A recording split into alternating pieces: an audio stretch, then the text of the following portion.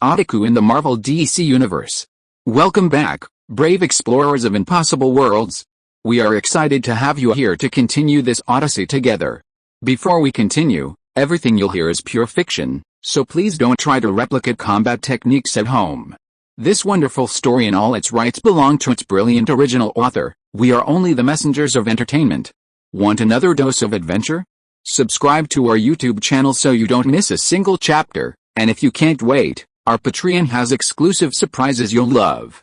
Chapter 576, Instilling Positive Energy. But this war wasn't caused by that god of war looking at Wonder Woman's face, full of unwavering belief and certainty. Liang Yue couldn't help but find it amusing the war wasn't caused by Ares. What do you mean? Diana was taken aback again, then subconsciously looked at Steve beside her, who was also nodding in agreement, though his expression was somewhat unnatural, as if he didn't want to say more, a picture of unspoken difficulties. If you want to understand the cause of a war, you need to first understand the background of the era, as well as the history of the many participating countries, and the process of social development facing Diana, who looked eager for knowledge. Liang Yue organized his words slightly. This sounds a little complicated. Diana, hearing this, opened her big eyes and looked at him expectantly. Simply put, war is just a means for the countries involved to fight for interests. No side is absolutely just. For the people of the participating countries, any country that is hostile to them represents evil. Hearing his words, Wonder Woman's face became puzzled again. In short, history is written by the victors.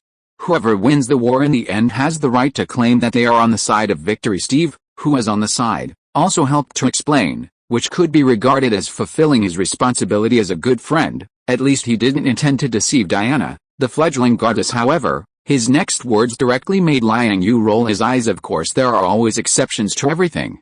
For example, the reason why the United States is participating in this war is purely because those allied countries sank our merchant ships and caused considerable losses. From this point of view, whether it is the reason for intervening in the war, or in the foreseeable future, we are on the side of justice. Looking at Steve, who was somewhat complacent, Diana blinked her eyes, and finally looked at Liang Yue, with an expectant look on her face, as if hoping to continue to get his correction. Seeing this, Liang Yue smiled lightly, and then replied with some emotion, Alice, Americans are naturally not a just group or organization.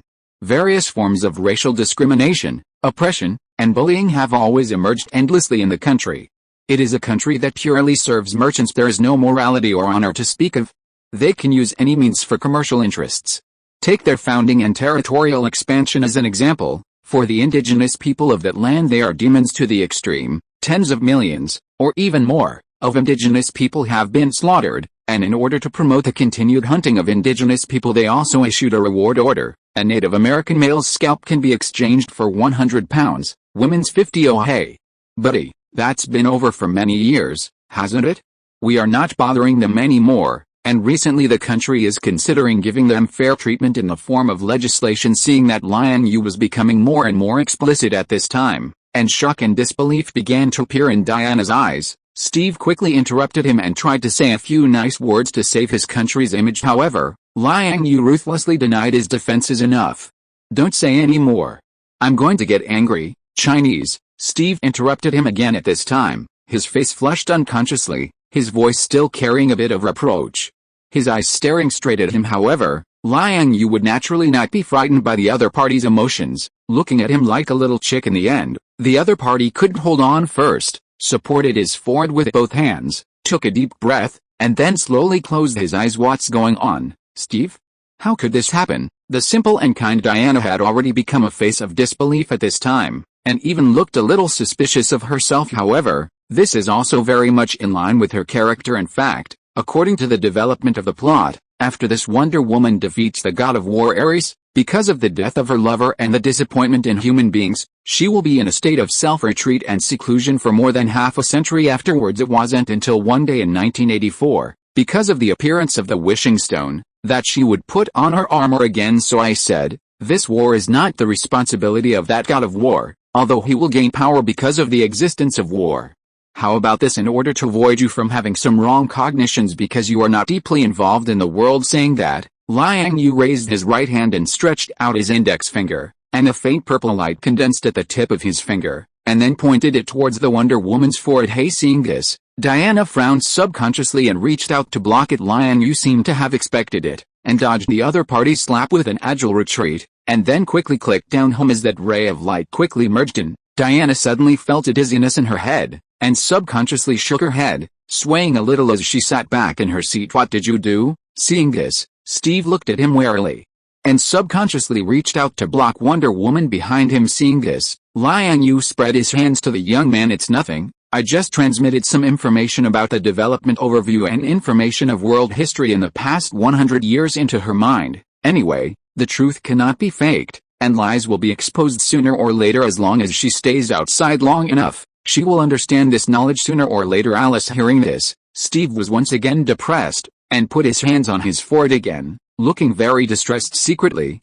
a pair of eyes had been staring at Diana next to him. After about 10 seconds, this Wonder Woman finished digesting the information in her mind. However, at this time, she was obviously not very interested, her hands drooping weakly on her knees, her big eyes looking at the lava furnace in front of her, and a dazed tears were constantly sliding down the corners of her eyes. For a time, the atmosphere in the field seemed a little dull, and only the sound of bubbles bursting in the furnace occasionally came out after a while, until the sky in the distance began to brighten. Steve, who was on the side, had fallen asleep curled up in his seat at some point, making a heavy snoring sound in his mouth. At this time, Diana, who had been dejected all night, came back to her senses, suddenly raised her head, and then said to Liang Yue, I understand, no matter who caused the war.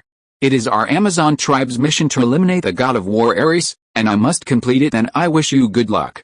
I think there must be sufficient reasons for this mission to exist. Saying that, Liang Yue picked up the teapot at hand and poured another cup of tea for the other party. Thank you. Hearing this, Diana poured the tea in the cup into her mouth in one gulp, subconsciously glanced at Steve next to her, then picked up the long sword at hand and left. Hey buddy, it's time to get up. Liang Yue woke up Steve, who was sleeping soundly on the opposite side. What's wrong? Hearing this, Steve sat up groggy, unconsciously moving his somewhat stiff body. Your Miss Diana just left. It seems that she is heading in the direction of the German headquarters. I think it's time for you to hit the road too. Oh damn.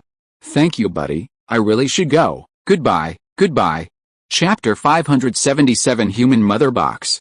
In the time that followed, Liang Yue did not intervene in the conflict between Wonder Woman and Ares, the god of war, who, according to the family tree, she should rightfully call her brother. Instead, he hung back at a distance, watching their every move through the panoramic sandbox. Finally, 2 days later, one night, in a German airbase, Diana finally found the incarnation of Ares. After a fierce battle, she successfully awakened the divine power in her bloodline and, with her divine artifacts, ultimately killed Ares. In Liang Yue's feeling, Steve was like a prop deliberately inserted by some being in the dark to arrange a spiritual tempering for Diana once his mission was accomplished.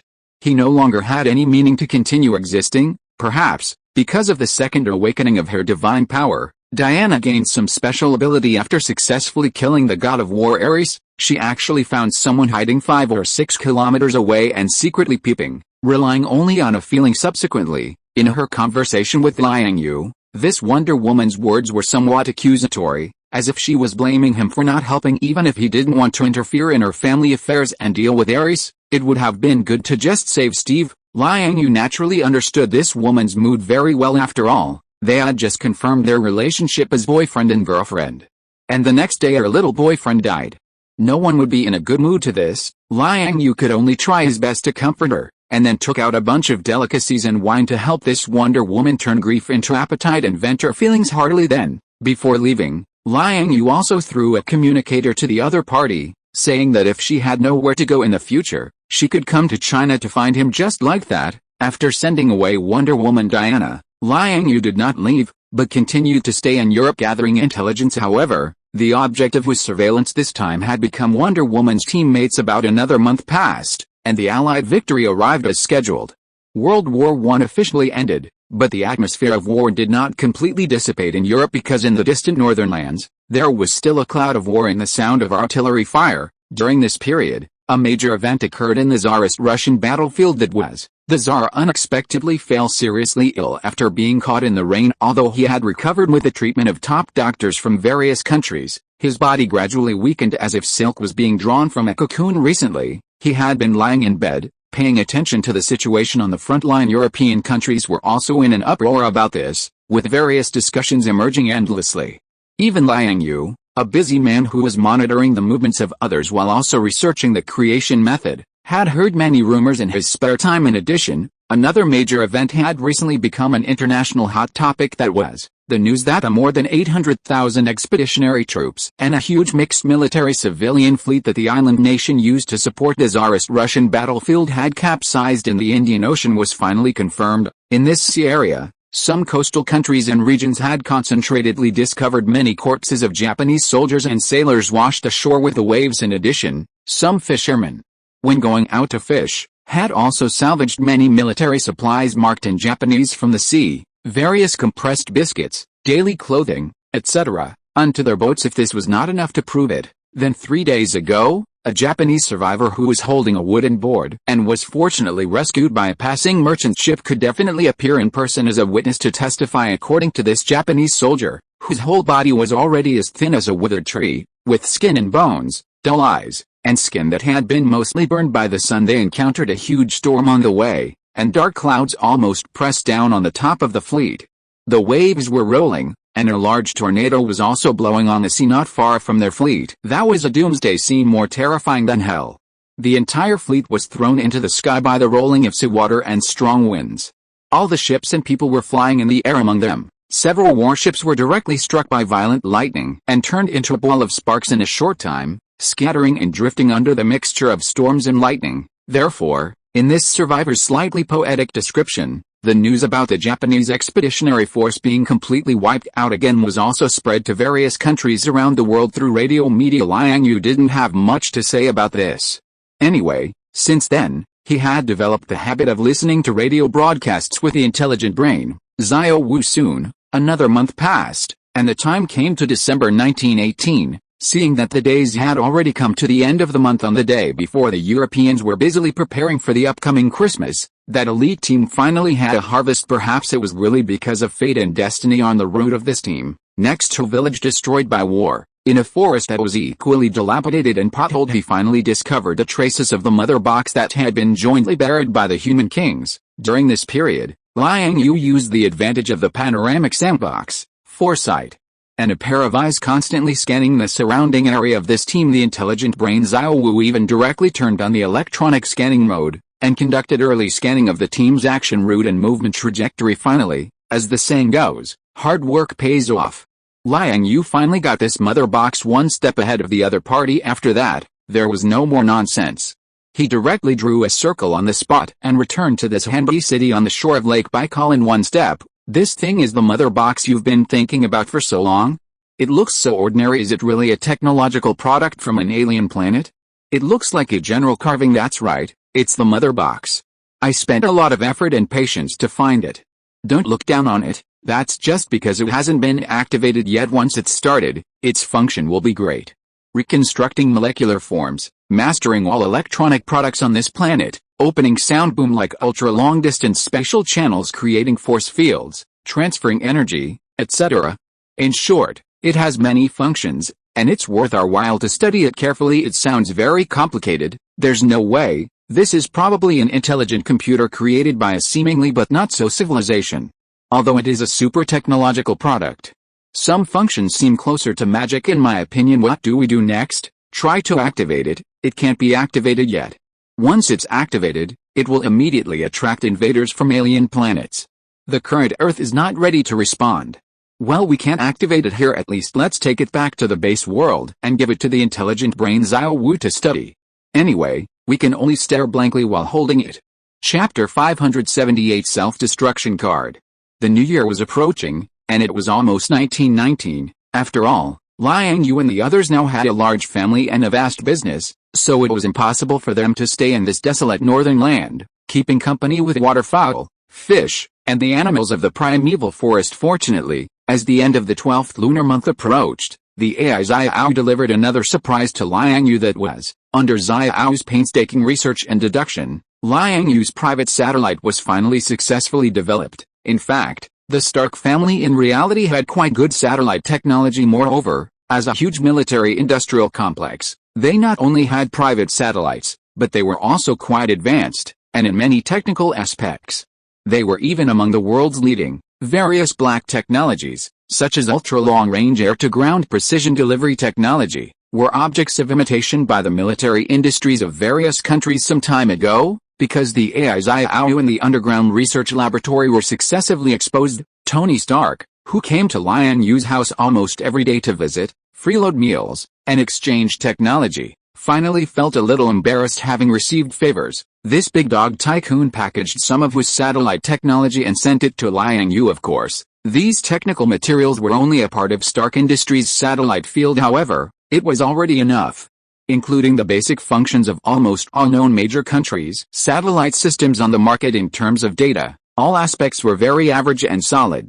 Although there was nothing particularly outstanding, there were no shortcomings either. Stark's move can definitely be regarded as laying a solid foundation for Liang Yue's satellite research and development. After obtaining this technology, the AI Xiao, under his urging, started research and tackling problems non-stop. It's just that the AI Xiao has a big heart, or rather, Liang Yue's whole family has big hearts. At the first moment of obtaining this technology, Xiao did not manufacture laboratory samples according to the book, advancing little by little, but directly pushed forward to the most cutting-edge technology. The first goal of the AI Xiao was to develop a satellite collaboration system that could be matched with a holographic sand table. Liang Yue and the others did not express any opinions on this. As a result, during this period of time, his family clearly had quite good technology in this field, but they were in the embarrassing situation of not having a satellite. As a result, Liang Yue and the others had to hold a holographic sand table all day long, constantly staring at the surrounding area of 150 kilometers. So, the local tyrant Liang Yue directly waved his hand and ordered full production, assembling 4 satellites in just 1 week according to his plan.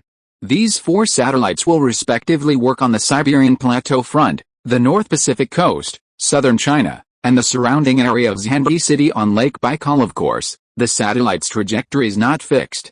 As long as there is a need, the surplus satellites can be moved elsewhere at any time. After that, there is no need for a rocket launch device, which is too troublesome on a clear night. Liang Yue personally took action. Wearing a layer of gravity shield, he flew into outer space, and according to Xiao's instructions, threw the 4 flying objects to the established orbit. The whole process was completed in less than an hour. Of course, after doing all this, Liang Yue did not forget to store a newly produced supercomputer in the basement of Zhanyi City, and then carried out proper loading and safety measures. Satellites are good, but if you want to exert their full function, the necessary hardware facilities are indispensable. After doing all this, Liang Yue ordered Xiao to start the whole system. About 5 minutes later, a panoramic sand table with a wider coverage appeared in front of everyone. The entire Eurasian continent, including a large part of the western side of the North American continent, whether land or sea, terrain, or the panoramic model of all the sky areas in the atmosphere, was immediately established. Like the portable panoramic sand table in Liang Yue's hand, this thing can monitor all the scenery in the covered area, aerospace, ground, and ocean in real time around the clock. From an airplane, a warship, a weather storm, to a person, a dog, a flying bullet, can be monitored on this sand table. Of course, Liang Yue's purpose of releasing these 4 satellites is not to peep into anyone's privacy, or to find out any military secrets, but purely to use it to conduct real-time early warning of his own territory in order to prevent some villains, with ulterior motives, from invading their territory, develop some drones, unmanned armored vehicles, suicide cars, etc. that can be used for remote operation, preferably with a layer of camouflage, such as a rock shell. This way, it will be easier to hide in some wasteland, grassland, and jungle terrains, and it will be easier to approach the target. Looking at this enlarged version of the panoramic sand table, Liang Yue roughly glanced at his own sphere of influence, so before leaving, he gave Xiao such an order. As the new year approached, the atmosphere in the academy also seemed a bit warm. Some disciples' parents and friends took the opportunity to celebrate the festival, and came to reunite with their children, and then took the opportunity to build relationships with the staff in the school, especially Yuriko, Alwyn, Nana, Yuan Datao and others who were responsible for staying behind, and get close to them. In their words, they seemed to be inquiring about when the Liuyan sect would recruit a new batch of disciples. In addition, there are also some landlords, gentry and government officials who want to extend their claws to Vladivostok in the Far East, and even the wider Siberian wilderness. What they want is naturally to open up new businesses. After all, such a large area is almost all undeveloped virgin land. The various kinds of wood, medicinal materials, exotic flowers and herbs, Rare animals, animal furs, etc. are a big industry if you are lucky enough to contract a piece of land in that area, and explore the mines a little. Even if it is only used for farming and breeding, it is a very good investment. You must know that in the current stage of China, especially in the Central Plains, Guangdong area, and even the entire North China region, the population is dense, but the land has long been divided by some big landlords, bureaucrats and gentry. The contradiction between people and land has always existed. This is also one of the disadvantages of peacefully forcing the retreat and ending the rule of the Tartar Qing dynasty, and forcing the Qing emperor to take the initiative to abdicate.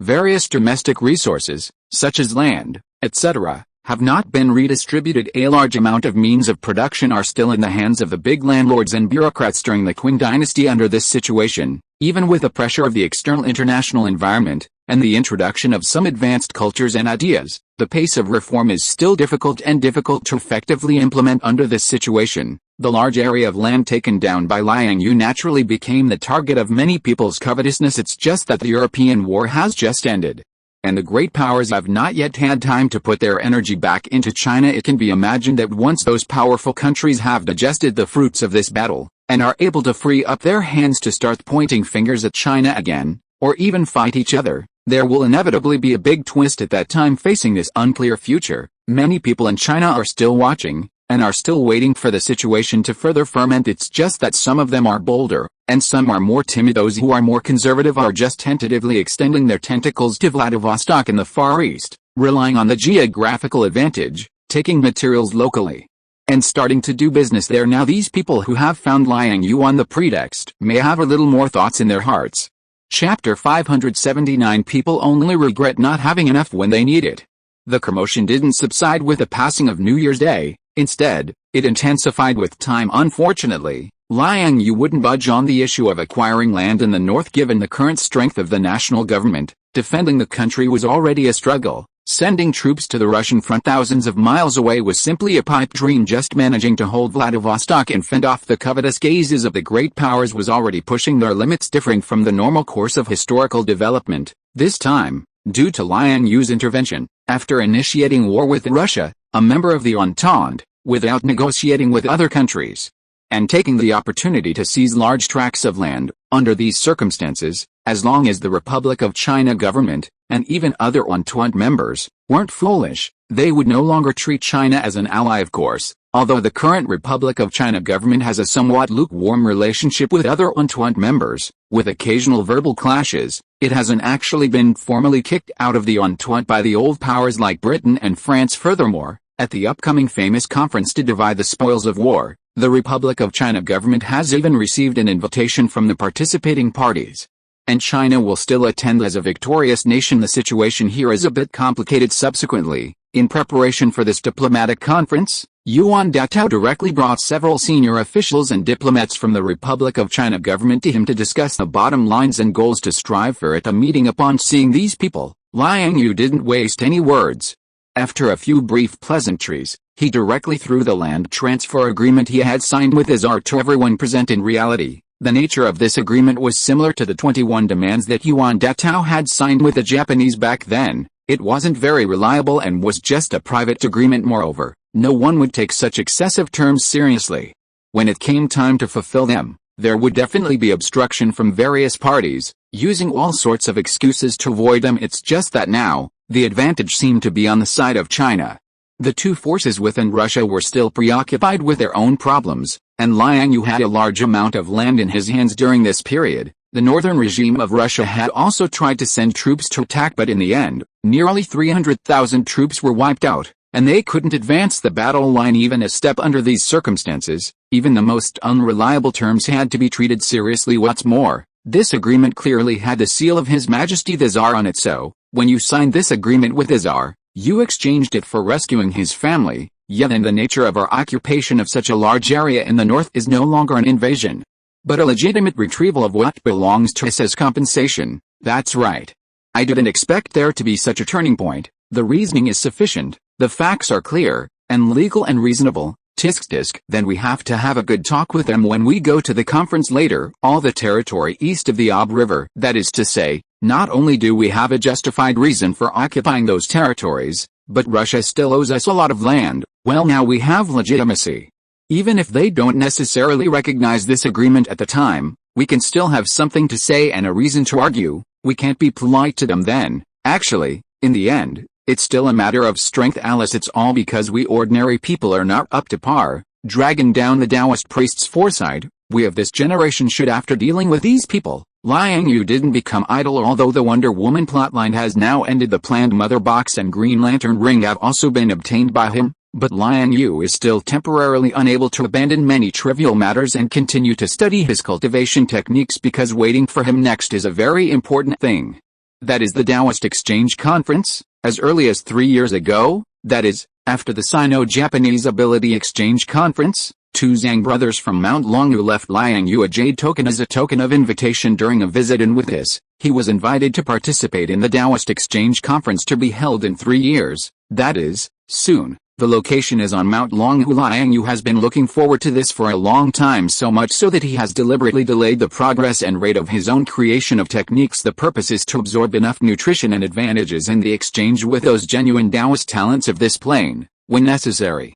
Liang Yue will completely spare no expense to take out some real good things to exchange for the mysterious techniques in the hands of those many Taoist disciples. This Taoist Exchange Conference is scheduled to be held in March, during which Liang Yue has plenty of time to prepare. However, there are also a lot of things in the Academy and Mountain Gate that need him to deal with: various course teaching, skill guidance, event hosting, and even the reception of some foreign personnel. Although with his current status as the head teacher, he doesn't need to do everything himself. But who told him that his sect has few people, and the foundation is not comparable to those long-standing sects? Although there are many disciples in the Mountain Gate now, most of them are only 5 or 6 years old, about 11 or 12 years old, and it is obviously not appropriate to ask them to receive and host events. Yuriko, teacher Shizuka, senior Siko, and others are also busy with those disciples, and the teaching of martial arts and immortal arts alone has involved a large part of their energy. In addition, Hinata and Arwen also have their own things to do. Recently, Hinata seems to have found the inspiration to integrate spiritual power with her own chakra, and Arwen, the elven princess, is facing the problem of breaking through the magic realm. Once successful, she will become a high-level magician. Speaking of dealing with various chores, those old people are quite suitable, but they are too old, their physical functions have long declined, and they have not practiced any famous techniques recently. It seems that they also want to lie down and spend their old age in the academy. However, if you want to use these people, I'm afraid you have to give them some real motivation. If you are listening to this novel on a channel other than Fanfic World, it means it was downloaded and re-uploaded without effort. We warmly invite you to visit our channel, Fanfic World. There you will find the original version of this story and many other novels of various genres. We look forward to seeing you dive into a world of incredible novels. Chapter 580: Green Marrow Cleansing Pill. In order to solve the problem of insufficient manpower around him, Liang Yue's plan was very simple, which was to find a way to drive those old men in order to make them do their best, willingly, and at least not drag the academy down. He, the head teacher, naturally had to come up with some substantial benefits. Don't think this idea is superfluous. In fact, this logic is the normal code of conduct in the eyes of those old men. After all, compared to the young men in the academy, it is difficult for them to have any sense of belonging to the academy and the Mountain Gate. As for what to use to drive those people, Liang Yue had already thought of the answer in a flash. Aren't you old and frail, having difficulty practicing, and lacking the motivation to continue? Okay, now I will find a way to fine-tune your bodies and aptitudes, and give you a hope to continue to achieve this effect. It is not difficult for Liang Yue, but the conditions are slightly lacking. For example, the marrow cleansing pill in the system store is very suitable according to the system's magic. This kind of pill can cleanse the marrow and purify the body, and improve the user's aptitude to a certain extent, which is enough to solve the problems of these old guys. However, the price of a full 1,000 points to exchange for one pill made Liang Yue a little daunted. Who told him he was poor and lacked points? Now, if there are no points, how to exchange for marrow cleansing pills? It's simple. Isn't there still a Green Lantern ring? He casually threw it into his mouth, and the next moment, a medicinal power rich in a large amount of vitality suddenly arose, following his throat, his meridians, blood vessels, organs, bones, and muscle fibers, and began to penetrate into various parts of his body. For a time, Liang Yue's body was like a roaring furnace, and the whole person became red under the promotion of the medicinal power. Like a shrimp about to be cooked, smoke was still constantly coming out of his head, and sweat began to seep out of his body surface, slowly emitting a slightly sour taste from the old dirt. The wonderful thing is that although this vigorous medicinal power is strong, it is not intense while helping the user to cleanse the marrow and change the tendons. It did not put too much pressure on the body. Instead, it gave Liang Yue a feeling of moisturizing things silently and slowly advancing. It lasted for a full half an hour before the medicinal power of this marrow cleansing pill began to gradually subside. At this time, looking at Liang Yue again, the clothes all over his body had been completely soaked in sweat, and the whole person was like he had just climbed out of a mud puddle, dirty everywhere. Although he was not like the protagonists in those novels, who, after taking a pill, had filth and sweat turned into a thick layer of soil, but the effect happening to him at the moment had already shocked Liang Yue. I really didn't expect that. The use of this marrow cleansing pill is not small. My body is also so dirty. The reason why he first took the marrow cleansing pill in his hand was naturally to personally experience the nature and specific effects of this kind of pill. Then, when using the Green Lantern ring to convert the pill, he could better grasp the scale of thinking. This is, after all, something to be given to people to eat. Unlike those weapons used for combat, whether the power is a little bigger or a little smaller doesn't matter, because the only thing that can be felt is the enemy. So, in the following time, Liang Yue began the experiment of making marrow cleansing pills. Then, after another half an hour, he succeeded. That's right, it was so easy, just like a wish-fulfilling spell, simple, direct, and effective. Moreover, this was after Liang Yue used the Green Lantern ring to condense the marrow cleansing pill, and then personally took one to feel the effect before he came to the conclusion. Of course, after the successful trial production of the marrow cleansing pill, Liang Yue did not intend to directly give it to those old men to take. That would be too cheap for them. Moreover, the medicinal power of the marrow cleansing pill was indeed a bit beyond his expectations. Liang Yue didn't expect that this pill could still have a good effect on himself, who is already in the Foundation establishment realm. It would probably be difficult for those old men to withstand such medicinal power. Besides, since this kind of good thing can now be mass-produced, the first beneficiaries should naturally be his people around him, such as Siko-senpai, Alwyn, Nana, and Xiao Zhao. So, after Liang Yue made a call on the village platform, he ran to take a bath and change clothes. When he came back after dealing with personal hygiene issues, the women had already gathered here. After telling them his thoughts, he then created a few green marrow cleansing pills in front of everyone. Looking at the green light emerging from his ring, and the pills falling on the table with a clatter, the women subconsciously became a little hesitant. Can this thing really be eaten? Don't worry, I have already taken it before you came. It is completely manufactured according to the original product in the system store, and the quality is guaranteed. Is it really as good as you said? Cleansing the marrow and improving aptitude, it is indeed useful, but the higher the realm, the lower the use. After taking the second pill, the effect is already negligible. I see. In the end, after a burst of eye contact with each other, the women still felt that this kind of directly conjured marrow cleansing pill was a bit strange, but out of trust in someone, so they still picked up the pills and took them. After a while, the medicinal power began to take effect, and teacher Shizuka, Rachel, and others also began to find a place to close their eyes and adjust their breathing. About an hour later, there were a group of dirty mud people in front of Liang Yue. Judging from the external reactions of the women after taking the pill, the effect should be much stronger than his. How is it? Do you want to continue taking the second one? Huh? Did you say it's not very useful? It's not very useful for me.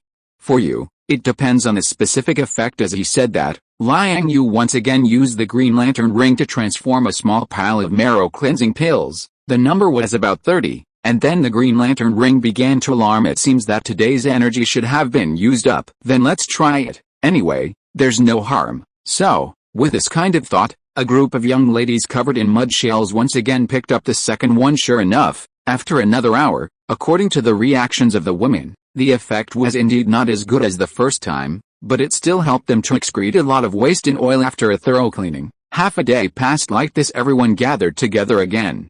At this time, teacher Shizuka, Aunt Yuriko, and others, not to mention Metamorphosis, but one by one, they were all relaxed, a look of elation, and a light and healthy appearance. The skin is even more white and tender, elastic. Chapter 581 Long Hushin. After personally experiencing the effects of this marrow cleansing pill, the women naturally had a general understanding of the influence this kind of thing could have. So next, everyone began to discuss the distribution and bestowal of the pills. First of all, with the physical condition of those old men, they should not be able to withstand too much medicinal power, and Liang Yue didn't want to just hammer it down and give each person a marrow cleansing pill according to the correct workplace management philosophy. It should be to give a little each time, enough to make them feel the effect, but not too much at once. It's like fishing, hooking them little by little. The key is to be patient, and after forming a certain tug-of-war relationship with each other, this can maximize the benefits. Unfortunately, pills are ultimately too different from workplace salary distribution. Furthermore, with a good thing like the marrow cleansing pill, the most appropriate people to use it are not these old men, but the many young disciples in the sect. After all, they are the backbone talent most worthy of cultivation in the future of the sect, and the mainstay force that can truly strengthen the mountain gate. Therefore, in order to achieve this goal, after Liang Yue and the women discussed it, they decided to use a dietary therapy method to distribute extra meals to everyone in the sect. In simple terms, it is to cook a large pot of soup or porridge, and when it is meal time, put the marrow cleansing pill into it, and wait for the disciples to come and take it one by one. Every day is like this, only one pill is added each time, using this subtle method to help them cleanse their marrow, purify their bodies, detoxify, and increase their aptitude. The time is best at dinner, which is convenient for all the disciples to clean their personal hygiene. Of course, for those old men, they must be treated differently. At the beginning, the method is to make a separate pot of soup, and then throw a marrow cleansing pill into it. Explain the benefits of this kind of pill in advance, so that you can safely collect the soup fee after a few days, although doing so is a bit unfair. The pills bestowed by Liang Yue and others are all genuine and full weight. In short, the plan went very smoothly. In just 3 days, a group of old men began to become vigorous, one by one, as if they had been injected with chicken blood, and they were particularly attentive whether they were practicing or attending classes. Especially during the daily routine boxing practice, they performed exceptionally bravely and attentively, not losing to the young people around them at all. So after a week, facing the reception task arranged by Liang Yue, these old men also gladly accepted it. At the same time, for Yuan Datao, who is in charge of the academic affairs office, and the academic staff and teachers in the school, Liang Yue did not favor one over the other, and also added a little marrow cleansing pill to their meals anyway. This thing comes easily, it can produce 30 to 50 pills a day, and it's hard to say how long the shelf life is, so why not use it? Soon, in the blink of an eye, time came to the end of February. With the assistance of Liang Yue's pills, in just over a month, the disciples in the academy ushered in a leap forward progress. It's like suddenly getting the hang of learning everything easily. This winter was very cold, with several heavy snowfalls in a row. And then there were frequent sunny days, but the atmosphere in the academy was unusually fiery. Each of the venues for daily martial arts competitions was also busy all day long, with passionate disciples and a strong competitive atmosphere. Everything is developing in a good direction. It was under this circumstance that Liang Yue left the mountain gate and the academy again, taking only Xiao Zhao and Yang Yue with him, and set off for Longhu Mountain in Zhuangzi. However, this time, he did not directly draw a circle and open the door, stepping over in one step. Instead, he took the two women down the mountain on foot, then detoured to Zhongnan, first greeted the Quanzhen sect's ancestral court, and presented 3 marrow cleansing pills as a courtesy. As a result, they learned that their head teacher had already left the mountain half a year ago, and the 3 continued to walk south. Along the way, they ate and slept in the open air, relying entirely on their legs to travel, and also witnessed a lot of the misery and human suffering of this era. During this period, Xiao Zhao and Yang Yue, with a moment of soft-heartedness, also accepted 2 disciples who had lost their parents and were helpless. A total of 3 women and 1 man. The original team of 3 suddenly became 7. So in order to take care of these 4 little burdens, Liang Yue and the others had to temporarily change their way of traveling. Changed to taking the train, and also took a riverboat midway. However, since it was traveling with Liang Yue, the conditions were naturally quite good, eating and drinking all the way, with plenty of food and clothing occasionally. Xiao Zhao and Yang Yue would take out some nourishing things from the stronghold world to add meals. Seeing that they had just arrived at the foot of Longhu Mountain, the bodies of these 4 little guys had been nursed back to health, from their original skinny little radish heads to normal healthy young teenagers. They also have a bit of roundness, cleverness, and cuteness. Next, naturally, was a series of complicated receptions and greetings, since this was during the Taoist Exchange Conference. The heads and abbots of Taoist sects from all over the world, some Taoist priests who had retired from the world, and even many dignitaries and local gentry from all over the world who came to observe the ceremony. The interactions were also more frequent, and Longhu Mountain had naturally made sufficient preparations since Liang Yue officially debuted 3 years ago. He and the flowing cloud sect behind him have almost leaped to become the focus of the entire Chinese situation. Every move affects the eyes of many people, so, at least in terms of popularity, this guy is still relatively widely spread. When he came to the reception point of the Heavenly Master sect, revealed his identity, and handed over the jade card from before long.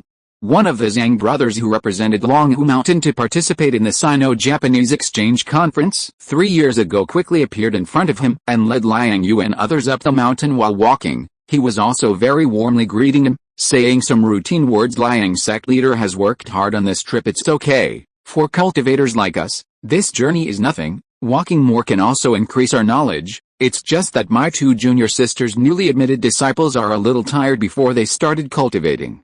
They had already followed me on a long journey, and they suffered a lot along the way. Ho ha. Looking at the faces of these junior brothers and sisters, they have all come to the end of their suffering, and in the future, being under the Liang sect leader's sect, I think they will definitely have great fortune. Hell, you're too polite. I don't know your sect now. In this way, the 2 talked casually all the way, walking on the road up the mountain, neither fast nor slow. By the time they reached the temple, this Zhang disciple had already introduced him to some of the general situation of the sect. However, in the conversation, the 2 no longer had the ease and casualness of the exchange meeting 3 years ago in terms of attitude.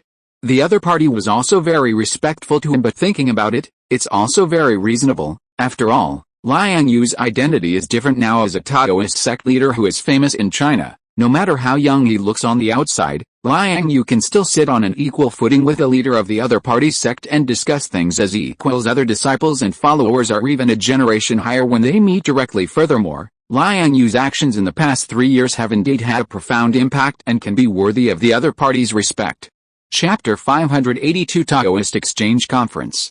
Soon after settling down in the Celestial Master Taoist sect, Liang Yue, as the leader of his own faction, was invited to participate in the various rituals of this Taoist Exchange Conference. Fortunately, on the way here and in the past few years, Liang Yue had crammed a lot of Taoist etiquette, norms, and traditional sacrificial specifications. Otherwise, for such professional matters, someone like him, who joined the field halfway, would probably find it difficult to handle. Unfortunately, the so-called rituals, prayers, and sacrifices in these days were just rituals. All kinds of etiquette and operations looked impressive, with many guests and observers coming and going, but this was actually just a superficial project for outsiders to see. The real substantive norms were not that complicated. However, this set of procedures seemed very solemn to outsiders. It had become a routine for many years, so it had to be completed by the time he finished all this and dealt with the complicated people who came to visit, seek blessings, and ask for guidance. It was already a week later. During this period, Liang Yue and the others were not idle in their spare time. Xiao Zhao and Yang Bu, who had already begun to teach the 4 disciples how to cultivate, Liang Yue, on the other hand, had become familiar with the leaders of the surrounding Taoist branches. At least he had remembered all of them. Among them, the one who was closest to him and had the most pleasant conversation was naturally the leader of the Quanzhan Taoist sect and his personal disciple, Wang Zuanhe. After all, their current relationship was not only that of fellow Taoists, but also neighbors. One was practicing cultivation on Mount Zhongnan, and the other was establishing a sect on Mount Taipei.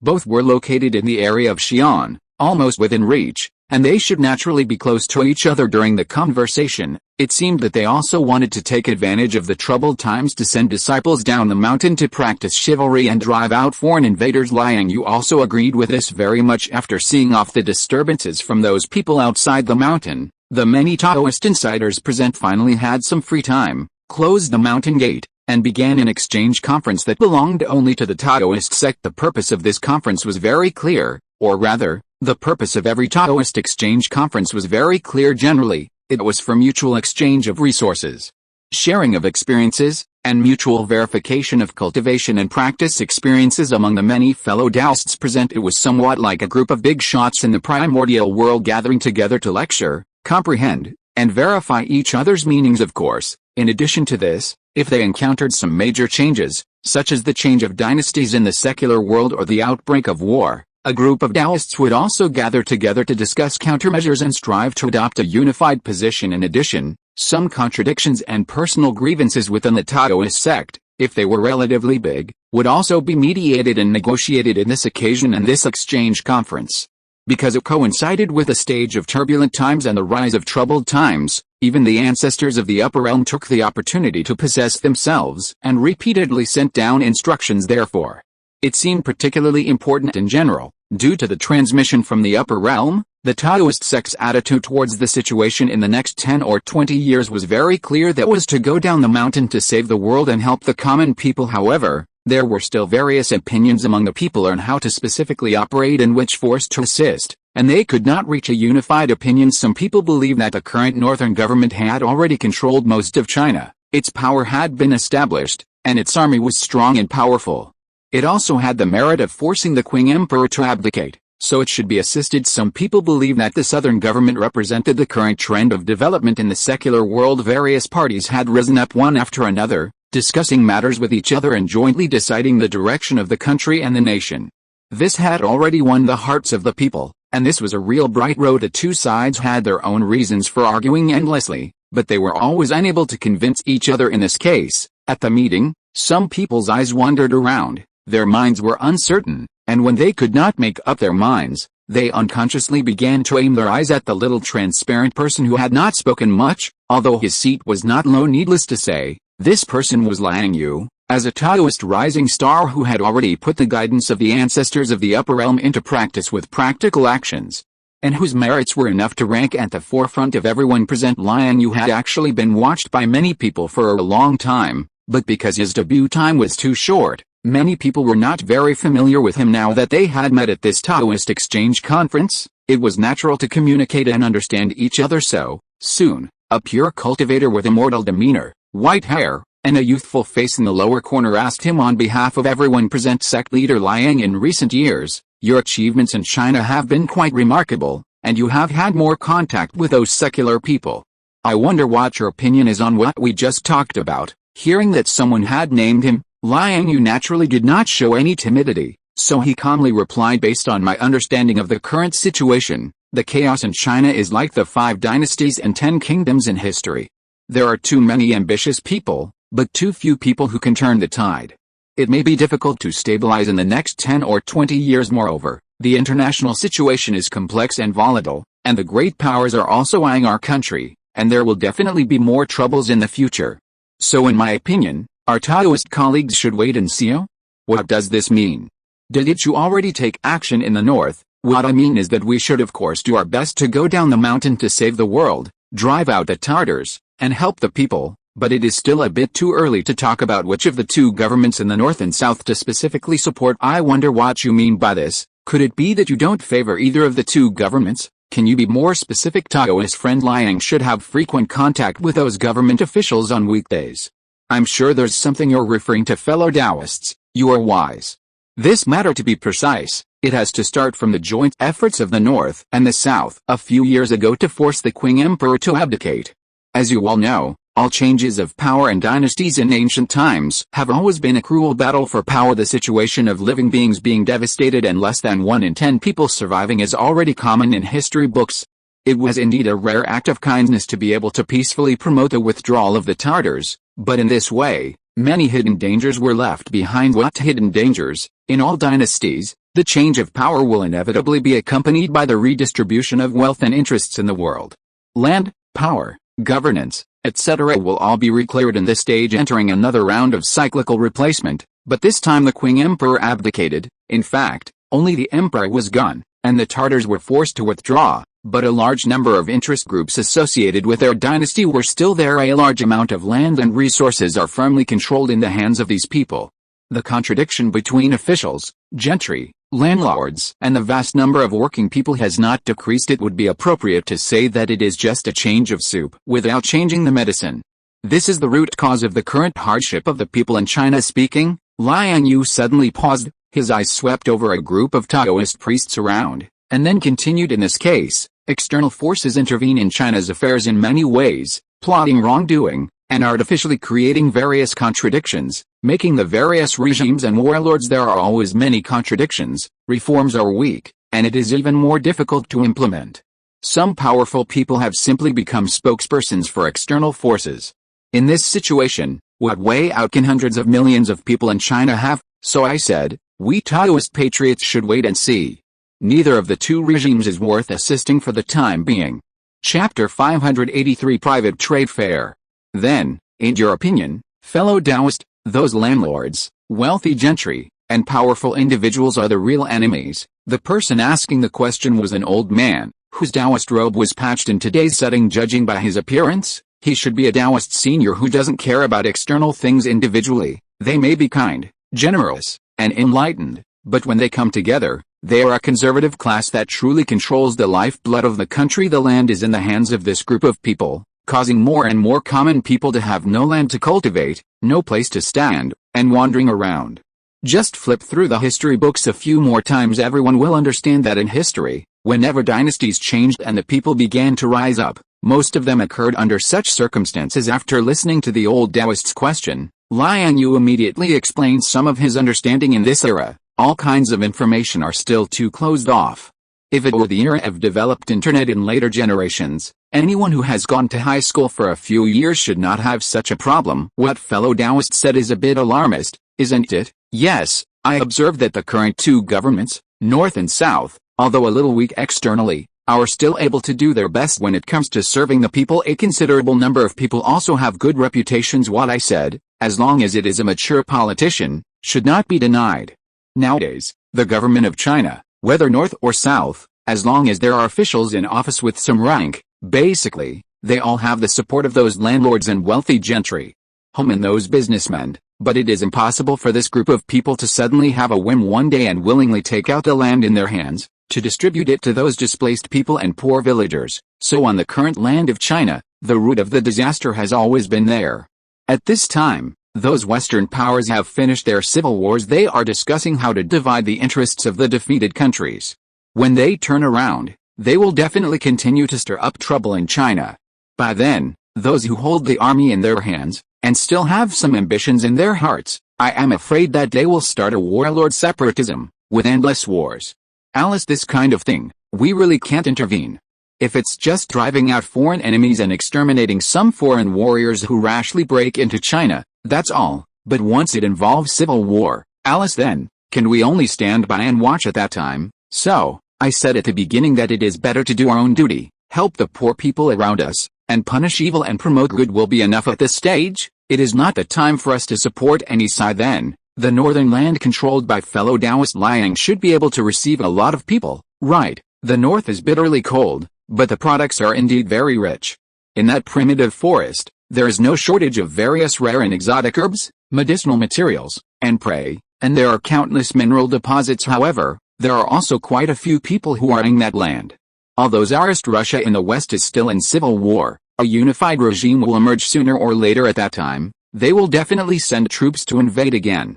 Japan in the east has coveted Chinese territory for a long time, and is also eyeing that place. Before, they sent more than 500,000 troops to attack the domestic rebellion with the Tsar from both sides, taking the opportunity to pass through the northern land, and they already had bad intentions. So, I left those people there. Then, those Japanese soldiers who died in the sea not long ago, I also took action to eliminate them.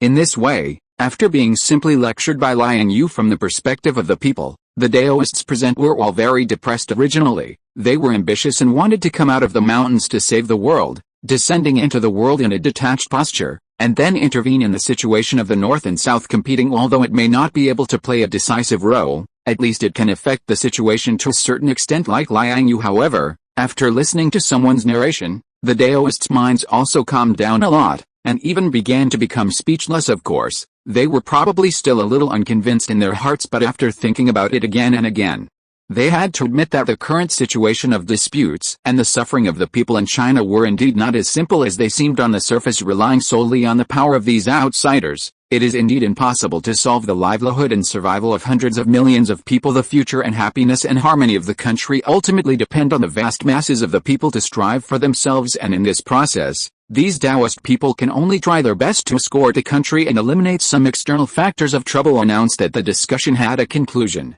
and today it will end here. The next topic of saving the world will also follow this idea and continue to develop more detailed and specific topics for discussion. After that, he announced the adjournment. It's just that, when Liang Yue got up and was about to leave, the old celestial master of this generation stopped him and said a few words of small talk.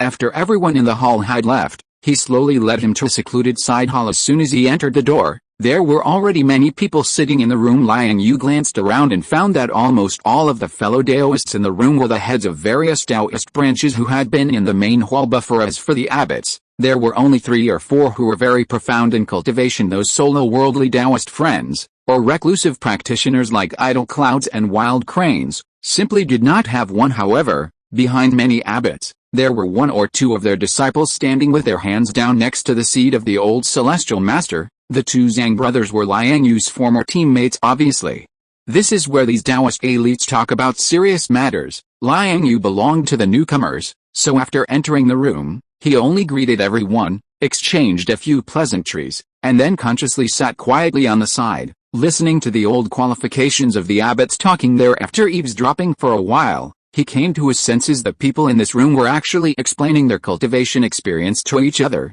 and even sharing some of the secret techniques they had created in their daily lives. Of course, there is no problem in casually exchanging cultivation experiences and insights, but the creation of secret techniques is very difficult. Therefore, when the people present were conducting this type of explanation, they only talked about the effects and ideas of their techniques. When it came to the application and cultivation parts, they began to shut up. Those who were really interested in a certain technique created by a fellow Taoist would need to exchange it with another secret technique or rare resources. Isn't this the market in the cultivation world, and that private trade fair? This is interesting. It can be used to exchange some of the unique cultivation theory books in this world with them. I didn't know how to bring this up originally, but now it's good. People have even prepared the channels. However, compared to the exchange model that has already formed an industry and norms in the cultivation world, these Taoist friends are still too shy. Chapter 584 Innate Imagery.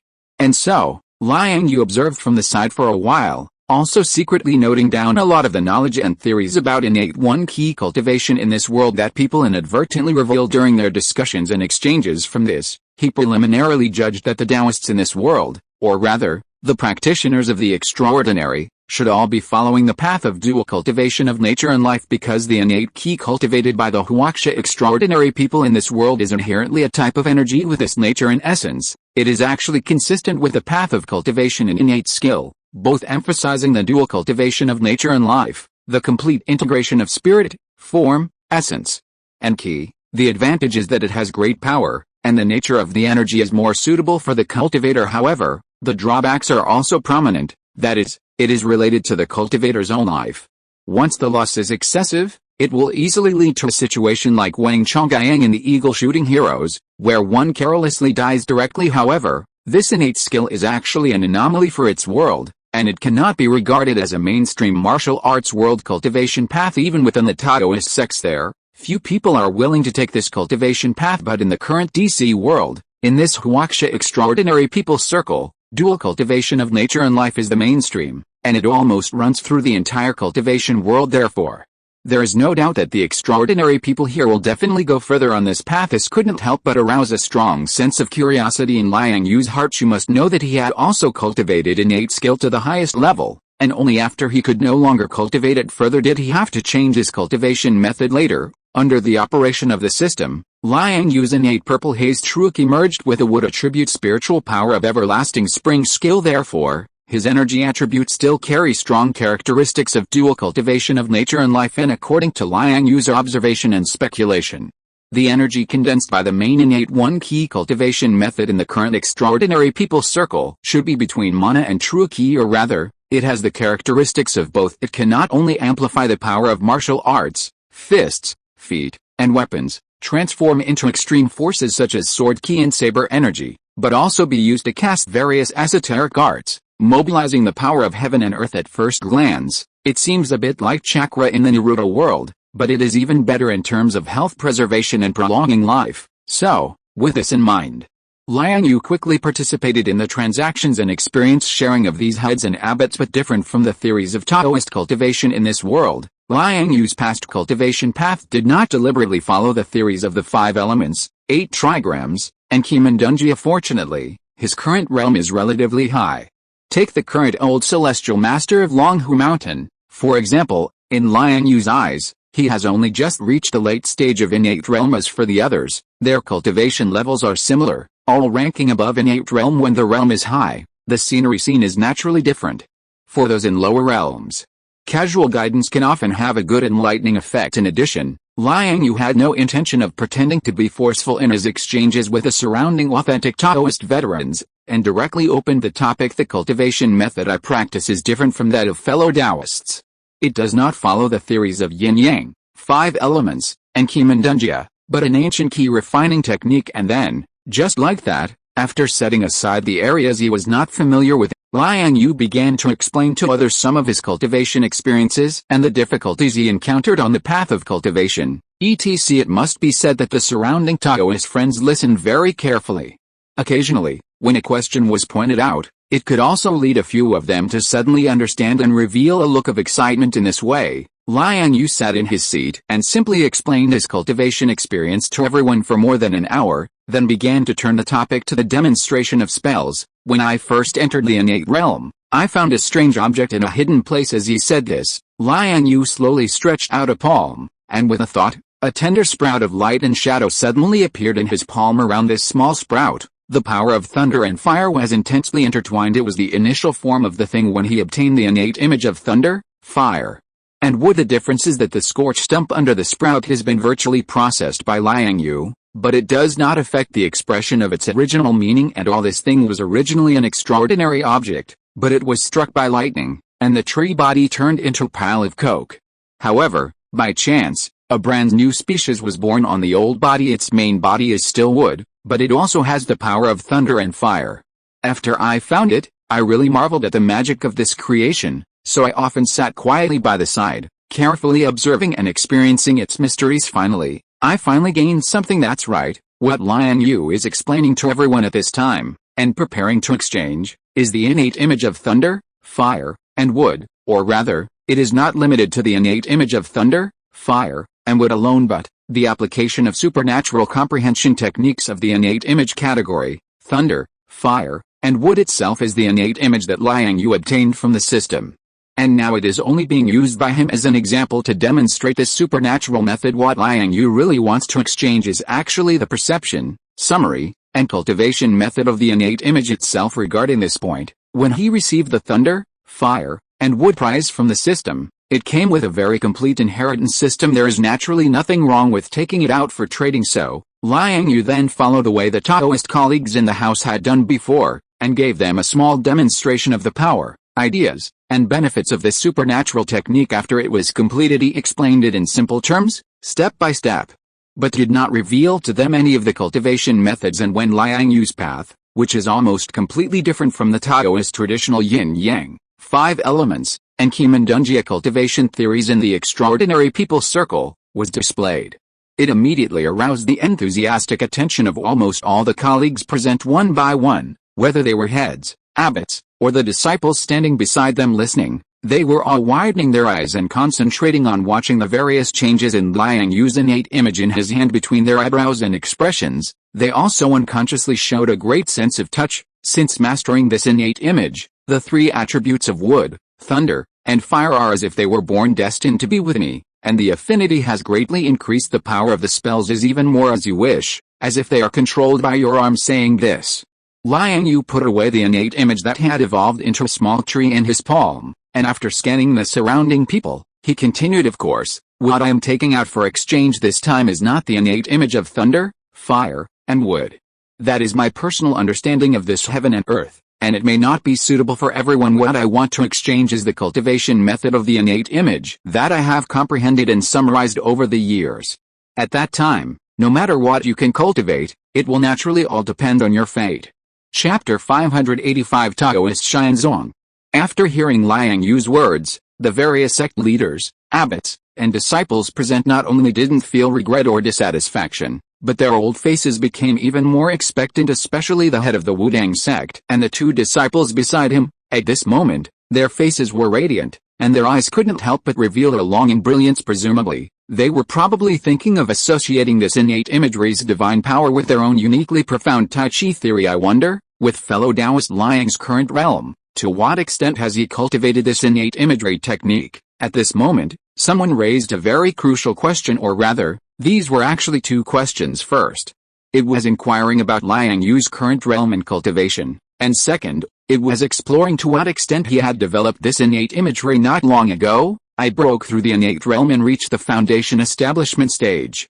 As for this innate imagery, with the improvement of my own cultivation realm, I naturally have a deeper understanding of it. As he spoke, Liang Yue suddenly had a thought, and he spread the 3 domains of thunder, fire, and wood layer by layer outward. However, he wasn't using his full strength, but only covering the entire side hall in front of him for a time. The entire space seemed to be filled with the 3 elements of nature, thunder, fire, and wood, and the air seemed to become exceptionally viscous, almost solidified. It was as if every angle and every space in all directions had become fraught with danger, and a flame, a thunderbolt, or a deadly wooden thorn vine could burst out at any moment on the originally flat and solid stone floor. Clumps of vibrant grass and trees seemed to have grown out at this moment, with the power of thunder and fire quietly intertwined. Those Taoist elites who were originally sitting there now stood up from their seats like cats whose tails had been stepped on, their expressions shifting uncertainly, restless and uneasy. In the next moment, the air returned to its former cleanliness and naturalness,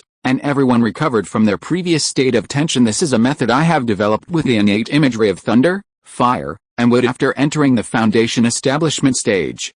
I named it domain to put it bluntly. It is actually to spread the innate imagery outward, and then use human power and human spirit to forcibly transform the external environment, making it more suitable for oneself to exert combat power. As long as one is within one's own domain, one can amplify oneself in all aspects, weaken the opponent, and the corresponding attributes of spells can be used at will, and the power is also strengthened. Speaking of this, Liang Yue suddenly paused, picked up the tea beside him and took a sip, and then continued. Of course, in the end, this is just my personal understanding. It is not necessarily correct to spread the innate imagery as a domain on a large scale. Fellow Daoists should all have their own opinions on this. Fellow Taoist Liang, you are too modest. Yes, fellow Taoists' methods just now have simply opened our eyes. The domain evolved from the innate imagery. Once spread out, the old Taoist felt a sense of crisis and was restricted everywhere. This is definitely an extraordinary divine power technique. Yes, unfortunately, the realm above the innate is too far away for me, and I don't know if I will have the good fortune to reach it in this life. Soon, after a series of sincere compliments, the substantive question came. Everyone present was obviously very interested in the innate imagery method that Liang Yue had brought out, because according to Liang Yue's previous explanation, this was obviously a concrete interpretation of a mental state and an understanding of the natural world, and it would not conflict with the inheritance methods they each practiced. On the contrary, this innate imagery would match the cultivator's own path and be more in line with their respective characteristics and insights. Once cultivated, it can complement and promote each other with one's own practice. May I ask, who would easily give up such a heaven-earth induction type of divine power technique that would hardly produce any side effects? So in the end, the old celestial master of Longhu Mountain, as the host, took the lead in speaking. Such a precious divine power technique has really opened the old Taoist's eyes, but I don't know what fellow Taoist Liang wants to exchange for. What I want to exchange is the 8 great divine incantations passed down from generation to generation in our Taoist school. In addition, I also want some basic innate key cultivation techniques. Hearing this, Liang Yue was also not polite and directly told everyone his plans. Basic exercises. Although the 8 great divine incantations are all profound and can benefit our younger generations for a lifetime, they are almost all common techniques within our Taoist school. Any Taoist branch with some inheritance and history almost has them preserved in the sect. Is your fellow Taoist Liang's Flowing Cloud sect lacking these? To be honest, my Flowing Cloud sect was just a small family before, independent from the world, and the inheritance was incomplete. Since I started practicing, only an ancient key refining technique has been left to support the facade. The rest are mostly Jianghu martial artists' routines, and that key refining technique has very strict requirements on aptitude. The threshold for cultivation is too high, and it is no exaggeration to say that it is 1 in a million. If there were only me and a few junior sisters in the sect at this time, it would be fine, but since I went down the mountain 3 years ago to get involved in the secular world, the sect has been expanding all the way, and there are many people seeking knowledge under the sect now. It is finally because of the lack of its own foundation that it has to ask you fellow Daoists anyway. In the 3 years since Liang Yue debuted, almost everything he has done is traceable. And the system has already prepared the information about 3 years ago for Liang Yue, and the current occasion is originally used for internal communication between Taoist schools. If there is a shortage at home, it is right and proper to ask for it, And there's nothing to be embarrassed about. It's not like you are not giving money. May I ask fellow Taoist Liang, which branch of my Taoist school does your sect Flowing Cloud sect belong to? The head teacher of the Lingbao sect, who was beside him, hesitated for a moment and couldn't help but ask him beyond sect. That's right. Anyway, this school was not made up by Liang Yue now. The identity that the system prepared for him before was this one. If you have any questions, ask the system. Tian sect, exactly. This school. If the old Taoist didn't have some knowledge, I'm afraid I would have forgotten that my Taoist family once had such a branch, so the Tian sect lineage has not been cut off. Actually, it is almost the same as being cut off.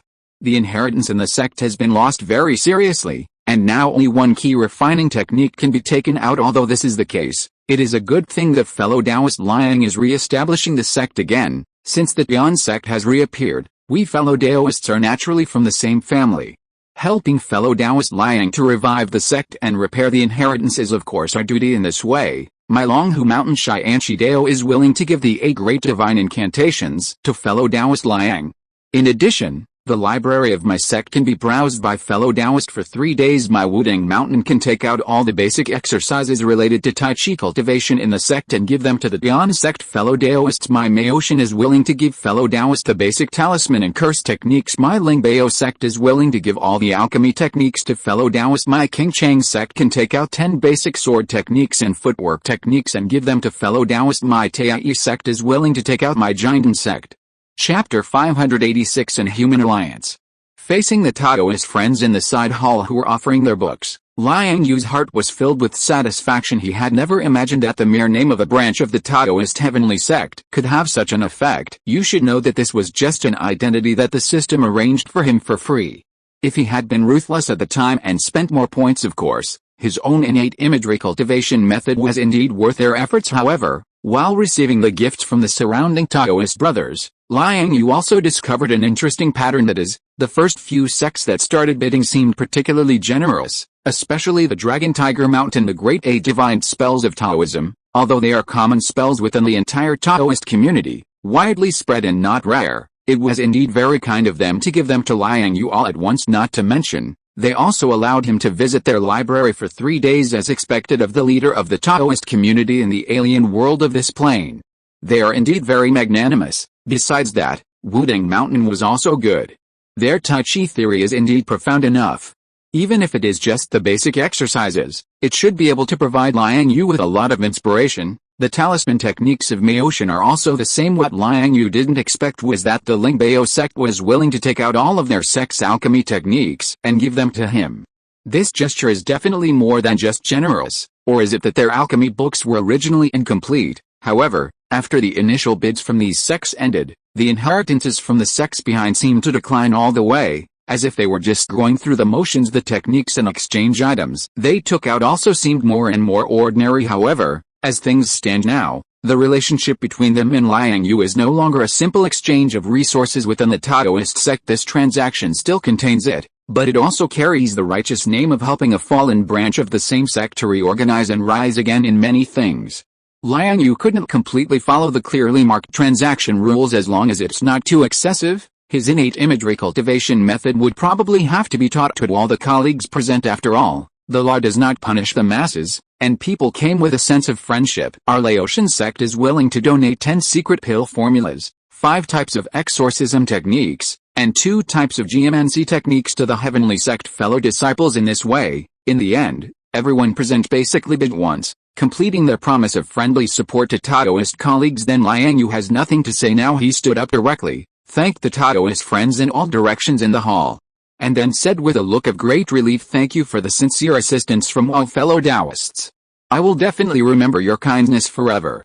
In this case, it would seem too petty to talk about any exchange matters. I will now teach the cultivation method of this innate imagery to all of you Taoist brothers. Wait, Jinking, you two go out. Remember, guard the door and don't allow anyone to approach here." "Yes, Master." X2 Zuanhe, you also go out. Listen to the arrangements of the 2 senior brothers from Dragon Tiger Mountain and everything. "Yes, Master." X2 Yahweh, Wu Wang, you also Yingwen.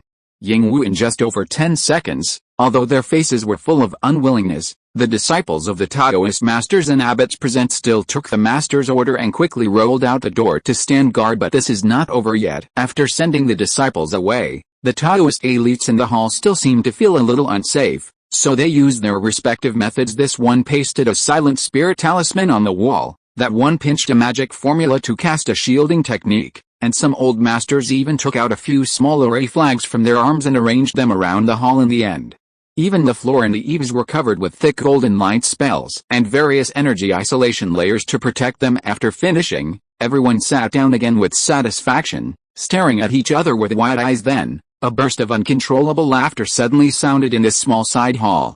In the following days, Liang Yue and others were still busy holding meetings, discussing with a group of Taoist elites how to more effectively go out to save the world and protect the country in the increasingly chaotic situation in the future. The attitude is very serious and cautious. After all, this is no longer the business of certain Taoist priests or certain Taoist sects, but a task directly conveyed by the ancestors of the upper realm. Even many hermits who had been living in seclusion in the deep mountains and forests for many years rushed to the exchange conference site. Everyone had to take it seriously, so, after careful consideration and discussion, the final result they roughly came to was to establish an alliance organization specifically for resisting foreign enemies, and in accordance with the geographical location of the various Taoist sects, they should make the most of their strengths and avoid their weaknesses, establish cooperative relationships with local official forces and folk gangs, and rely on their manpower advantages to observe and collect intelligence on those suspicious foreigners when necessary. They can also contact and cooperate with other credible organizations within the alien world to selectively eliminate some invaders, agents, and abnormal forces sent by external enemies. Liang Yue naturally had no objection to this,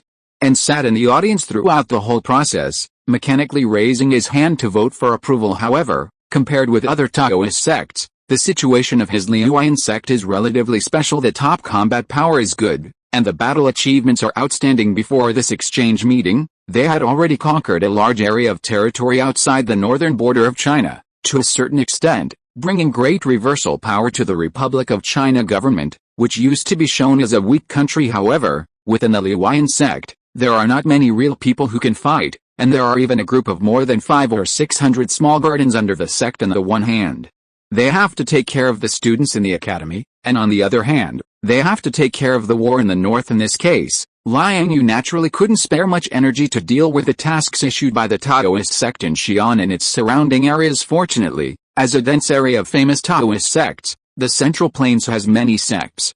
In addition to his Liuan sect, a newly emerging sect, there are also a large number of Quanzhou, Huashan, and a group of casual cultivators, plus some alien teams from other inheritances, which should be enough to deal with the situation there. However, Liang Yue's Liuan sect is not completely unable to exert its strength just relying on his relationship with the current Republic of China government and the officials and troops in Xi'an. It is enough to provide convenience for this operation in many situations when these were determined. At another side hall gathering in the next time, the local tyrant Liang Yue also waved his hand and sent each of the patriarchs and abbots present a communicator the same type as Yuan Datao and Diana. At this time, Liang Yue's private satellite is already flying in the high outer space, and the coverage area almost includes most of the Earth.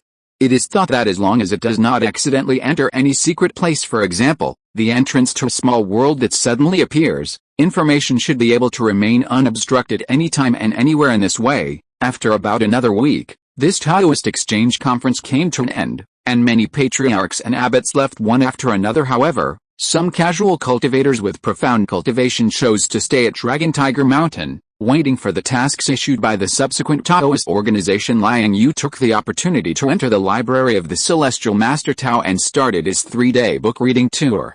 If you are listening to this novel on a channel other than Fanfic World, it means it was downloaded and re-uploaded without effort. We warmly invite you to visit our channel, Fanfic World. There you will find the original version of this story and many other novels of various genres. We look forward to seeing you dive into a world of incredible novels. Chapter 587, Xianzong Taoist Temple. Roughly a little over a month later, Liang Yue, who had been dragging his feet and stopping along the way on his return journey, finally brought Xiao Zhao, Yang Guihu, and his 4 little apprentices back to the academy. Now, the time has entered May, right at the turn of late spring and early summer, when Liang Yue stepped into his own mountain gate. The various scriptures and cultivation methods that the heads and masters of the Taoist sects had promised to support his flowing cloud sect with had already arrived. This could be considered the completion of the transaction between them during this period. All kinds of scriptures had already been carefully stored into the base world by Yuriko, Hinata, and the others. After all, with the current cultivation levels of the women, it was still too early for them to read these things, not to mention the disciples. At their age, it was already very good to complete their daily cultivation step by step, and they were far from the stage of needing to draw inferences from other cases. However, on Liang Yue's side, while he was still on his way back, he had already begun to eagerly retrieve these books from the library tower and read and study them along the way. It must be said that as a world with a complete cultivation inheritance system, the Taoist system in this plane is definitely worthy of the evaluation of being broad, profound, and time-honored, even if it is just the most basic cultivation methods of each sect.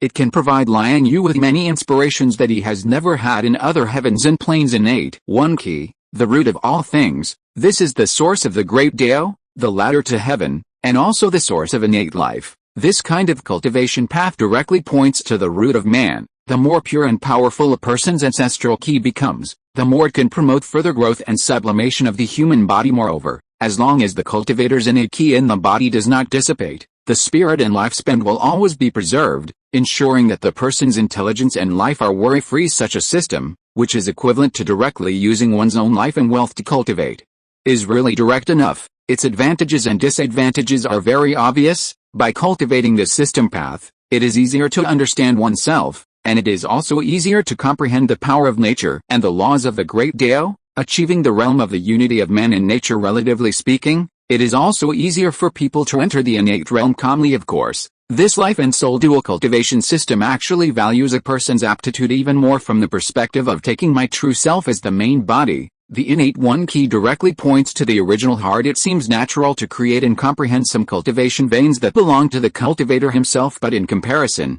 its shortcomings are also very fatal. That is, it cannot withstand consumption. Anyone who cultivates this system has the participation and construction of innate one key in every point and every strand of energy in their body.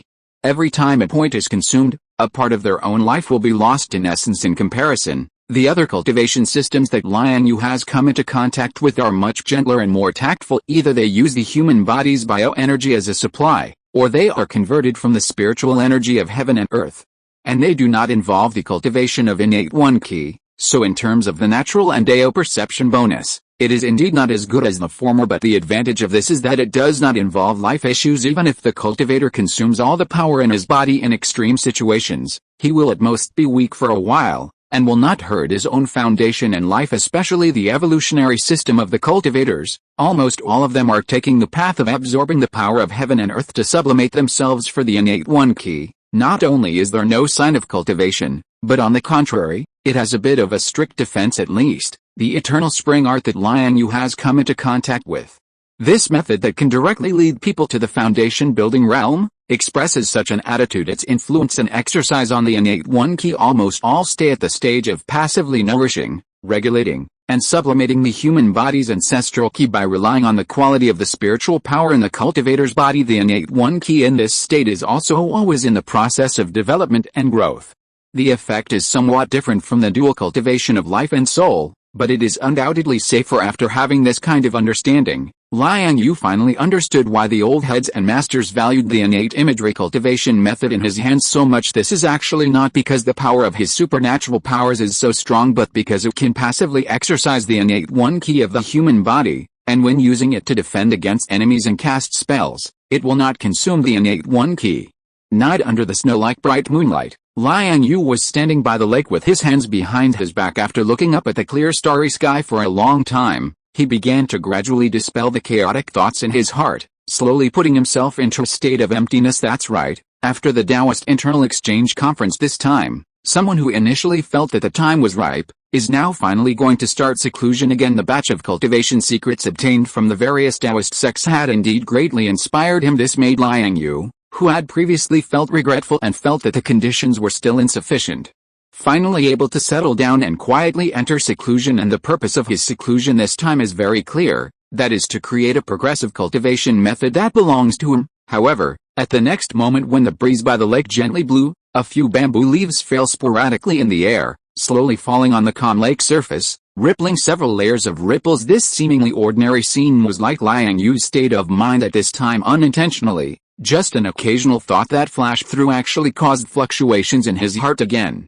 Tisk, Alice, why are there always these small things that can't be cleaned up? However, that is indeed a not big or small. If I don't figure it out, I will always can't help but think about it in my heart. Forget it, let's go there first. The thing that made Liang Yue's heart stray again was actually not a big deal. If it was fast, it might only take a few minutes to deal with it in detail. It was actually caused by the system. Simply put, it is that the identity of being from the Taoist celestial sect has brought Liang Yue many conveniences. So that the other inheritances of the Taoist sect are deeply convinced of this and have a lot of maintenance. This invisibly made Liang Yue himself develop some interest in the inheritance he came from. Now his departure is to go to the small, secluded Taoist temple that the system arranged for him, left by the genuine celestial sect members. According to the identity information sent by the system at the time, the Taoist temple that Liang Yue came from was not far from his current flowing cloud sect, both within the Kindling Mountains. The only difference is that the location of the small Taoist temple is even closer to the interior of the Kindling Mountains. It can be said that it is located in the depths of the mountains, a truly secluded place. Soon, relying on his own super-fast flight advantage, even without drawing a circle to open the door, Liang Yue still only used a moment of effort to come to the sky above the Taoist temple. This is a place of barren mountains and rivers, where vines and thorns are intertwined, and rocks almost cover the entire hill. Looking down, it seems to be an ordinary stone mountain. Even the trees grow crookedly, dry and lifeless. The only eye-catching highlight that can be taken out is that there is a stubborn stone about 10 feet long and wide on the hillside, under the interweaving and covering of vines and weeds. However, even this stone is still on the shady side of the mountain because it is difficult to be exposed to sunlight all year round. It appears a bit damp, and the corners are covered with the green moss. And on one side of that stubborn stone, in the cave formed by the angle between the stone and the hill, is the location of the Celestial Sect Taoist Temple. I don't know under what circumstances a Taoist would create a practice place in such a corner. That is obviously extremely unreasonable. Chapter 588. There is another secret. Liang Yue didn't delay either. After landing, he went straight into the cave. Although with his current cultivation, the power of the Tensigan alone was enough for him to maintain night vision in most situations. Out of habit, Liang Yue summoned the innate thunder firewood image from behind him the moment he entered the cave. In an instant, the mixed light of purple, blue, and red illuminated the surroundings, making it as bright as day. Woo wah woo woo woo wah. Liang Yue's abrupt intrusion, coupled with the bright light, immediately alerted the inhabitants of the cave. A quick glance revealed the figure of a leopard in a corner of the cave. At this moment, the leopard was crouching low, its back arched, its fur standing on end, its mouth wide open, revealing a mouthful of good teeth, trying to intimidate him. Beside this creature, there was a scattered pile of bones of various sizes. Obviously, this resident had been living here for quite some time, in a sense, like a cuckoo occupying a magpie's nest after the original owner had left. However, Liang Yue didn't make things difficult for it. He took a few steps to the side, clearing the exit of the cave, and then, on his own, focused his gaze on the stone door deep inside the cave. Seeing this, the leopard immediately became cautious, roaring at him while carefully approaching the exit. Then, with a whoosh, it darted out of the cave and disappeared into the night. The stone door in front of him was ancient and simple. Although it wasn't the kind of exquisite object that had been polished in many ways, it was full of a solemn aura and was very thick. On the outside of the stone door, there were two beasts carved on the left and right, but now they were covered with cobwebs and dust. Liang Yue had no interest in exploring the origin of these stone carvings, so, after a brief flash of light in his eyes, confirming that there were no hidden mechanisms on the other side of the stone door, he waved his hand. The stone door in front of him was immediately pushed open inward by an invisible force. Unexpectedly, the air that rushed towards him didn't have any decaying smell. In fact, it even carried some dryness and freshness. Seeing this, Liang Yue didn't doubt it. With his current knowledge, he wouldn't be surprised by this little effect. Stepping forward, he was greeted by a wide staircase extending downwards, about dozens of steps. The staircase was connected to a space that was estimated to be half the size of a football field. The ground was flat, and the top of the cave also had a simple carved work. As Liang Yue entered, the entire space was quickly illuminated, revealing every detail. Looking up again, the carved work on the ceiling was not some Taoist mythology or ancestral legend, but a large piece of floating clouds carved on the original uneven stone surface of the cave ceiling. A closer look revealed that it had the appearance of clouds rolling and unfolding, and vaguely carried some meaning of water waves. This feeling was very wonderful. Around the space, leaning against the cave walls, stood several square stone lamps at the edges. There were also several steps, each connecting to a stone door. Liang Yue easily saw the scene behind the stone door with a sweep of his Tinsigan, a simple but fully functional residential area, a small library, a place that seemed to be a kitchen, with firewood still remaining inside, a miscellaneous storage room, a practice room in addition.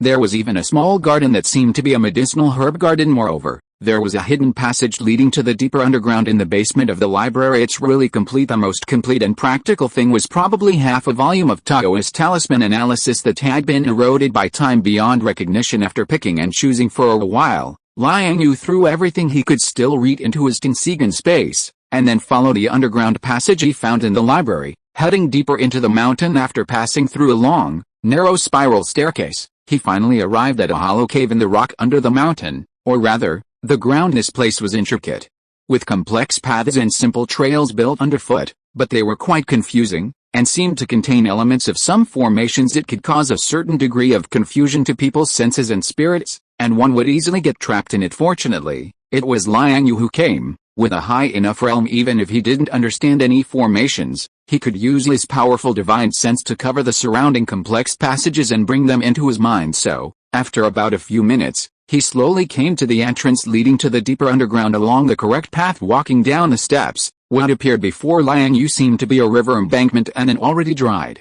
up underground ancient riverbed. It stretched in all directions, dark and gloomy, and he didn't know where it led. On the opposite side of the riverbed, surrounded by a circle of shimmering light, there was also a Taoist temple carefully arranged with white jade and wood. Solemn, dignified, quiet, yet with an indescribable sense of eeriness. This, I'm afraid, is where the main body of the Xianzhuang Taoist temple is located. Looking at the exquisite Taoist architectural complex on the opposite side, and the reliefs and cave pits on the large stone walls further in the back, Liang Yue couldn't wait to turn his Tinsigan's gaze over. After a moment, he withdrew his gaze, and a hint of disappointment appeared on his face. He scratched his temples subconsciously, and muttered to himself with a twitch of his lips, I didn't expect that this is actually a burial ground. No wonder I felt a bit of yin energy surrounding it. Speaking of which, could it be that my identity is not just a disciple of the Xianzhuang sect, but also a part-time tomb keeper here? However, there are indeed some collections in this tomb, and there is also a special library. Could it be specially left for future generations like me? On the contrary, in those traditional tombs, the coffins that should have contained valuable items the most, besides the corpses, rarely have any burial objects. Looking at the architectural complex on the opposite side, for a moment, many questions arose in Liang Yue's mind, but he immediately threw them to the back of his head with a stride. His whole person instantly appeared on the opposite bank of the dried-up riverbed, on the small square in front of the combination of the Taoist temple and the tomb. Chapter 589 Xianzhuang Liuyan. No sooner had he landed than a rustling sound came from a corner on the side of the Taoist temple. Liang Yue raised his eyes and saw a large green-scaled snake stretching its head out of a cave in the darkness, and then slowly crawling out. Its entire body was at least 10 meters long and as thick as a wash basin. Above its forehead, a vertical row of bright red fleshy bumps was particularly conspicuous. However, although the snake had been wandering in the darkness for a while, it did not crawl onto the small square. When its pair of snake eyes looked at him, they seemed to carry a bit of human-like emotional fluctuations. Observation. A luminous, bright purple tree adorned the back of his head, shining brightly, its golden leaves slowly waving, with lightning and fire entwined around it. From a distance, he looked like a colorful humanoid light bulb, looking very dangerous. Seeing the other party's reaction, Liang Yue naturally also felt a little surprised. Could it be that when the system arranged my identity, it also conveyed some memories about me into this snake's brain? Analyzing it according to this line of thought, then this snake should not be wild. It may have been raised around this Taoist temple by Xianzhuang as a mountain-guarding divine beast. This feeling somewhat unable to understand, Liang Yue simply stopped adding to his troubles, waved his hand at the big snake, and then went into the Taoist temple on his own. Liang Yue naturally put more effort into the Taoist temple in front of him than the mere facade on the ground. The reincarnation eye was open all the time, and every inch and every piece of location and architecture was not missed. The building complex in front of him can be divided into two parts in total. The first is the Taoist temple in front of him: Pailao, Xiangmen, Waften Bridge, Lingang Hall, Bell Tower, Drum Tower, Jade Emperor Hall. It can be said that it has all the architectural layouts that any Taoist temple outside should have. The style is extremely delicate, but it also does not lose its own characteristics every distance. At the chandeliers and the corners of the halls of this Taoist temple, a natural luminous object will be placed suspected to be the legendary night pearl, emitting a strip of light blue light like a ribbon. This is definitely not something that fluorite minds can compare to. The entire building complex extends to the end of this underground space behind. A cave was also chiseled out on the stone wall at the end. When Liang Yue looked at it with a reincarnation eye before, he found nearly 100 coffins inside, filled with corpses. Most of them have turned into rotten bones, but some still maintain a perfect state, with picturesque eyebrows, bright clothes, and tidy hair crowns. It should be used for some special means, but without exception, there were no signs of life Xianzong Liuan in the future.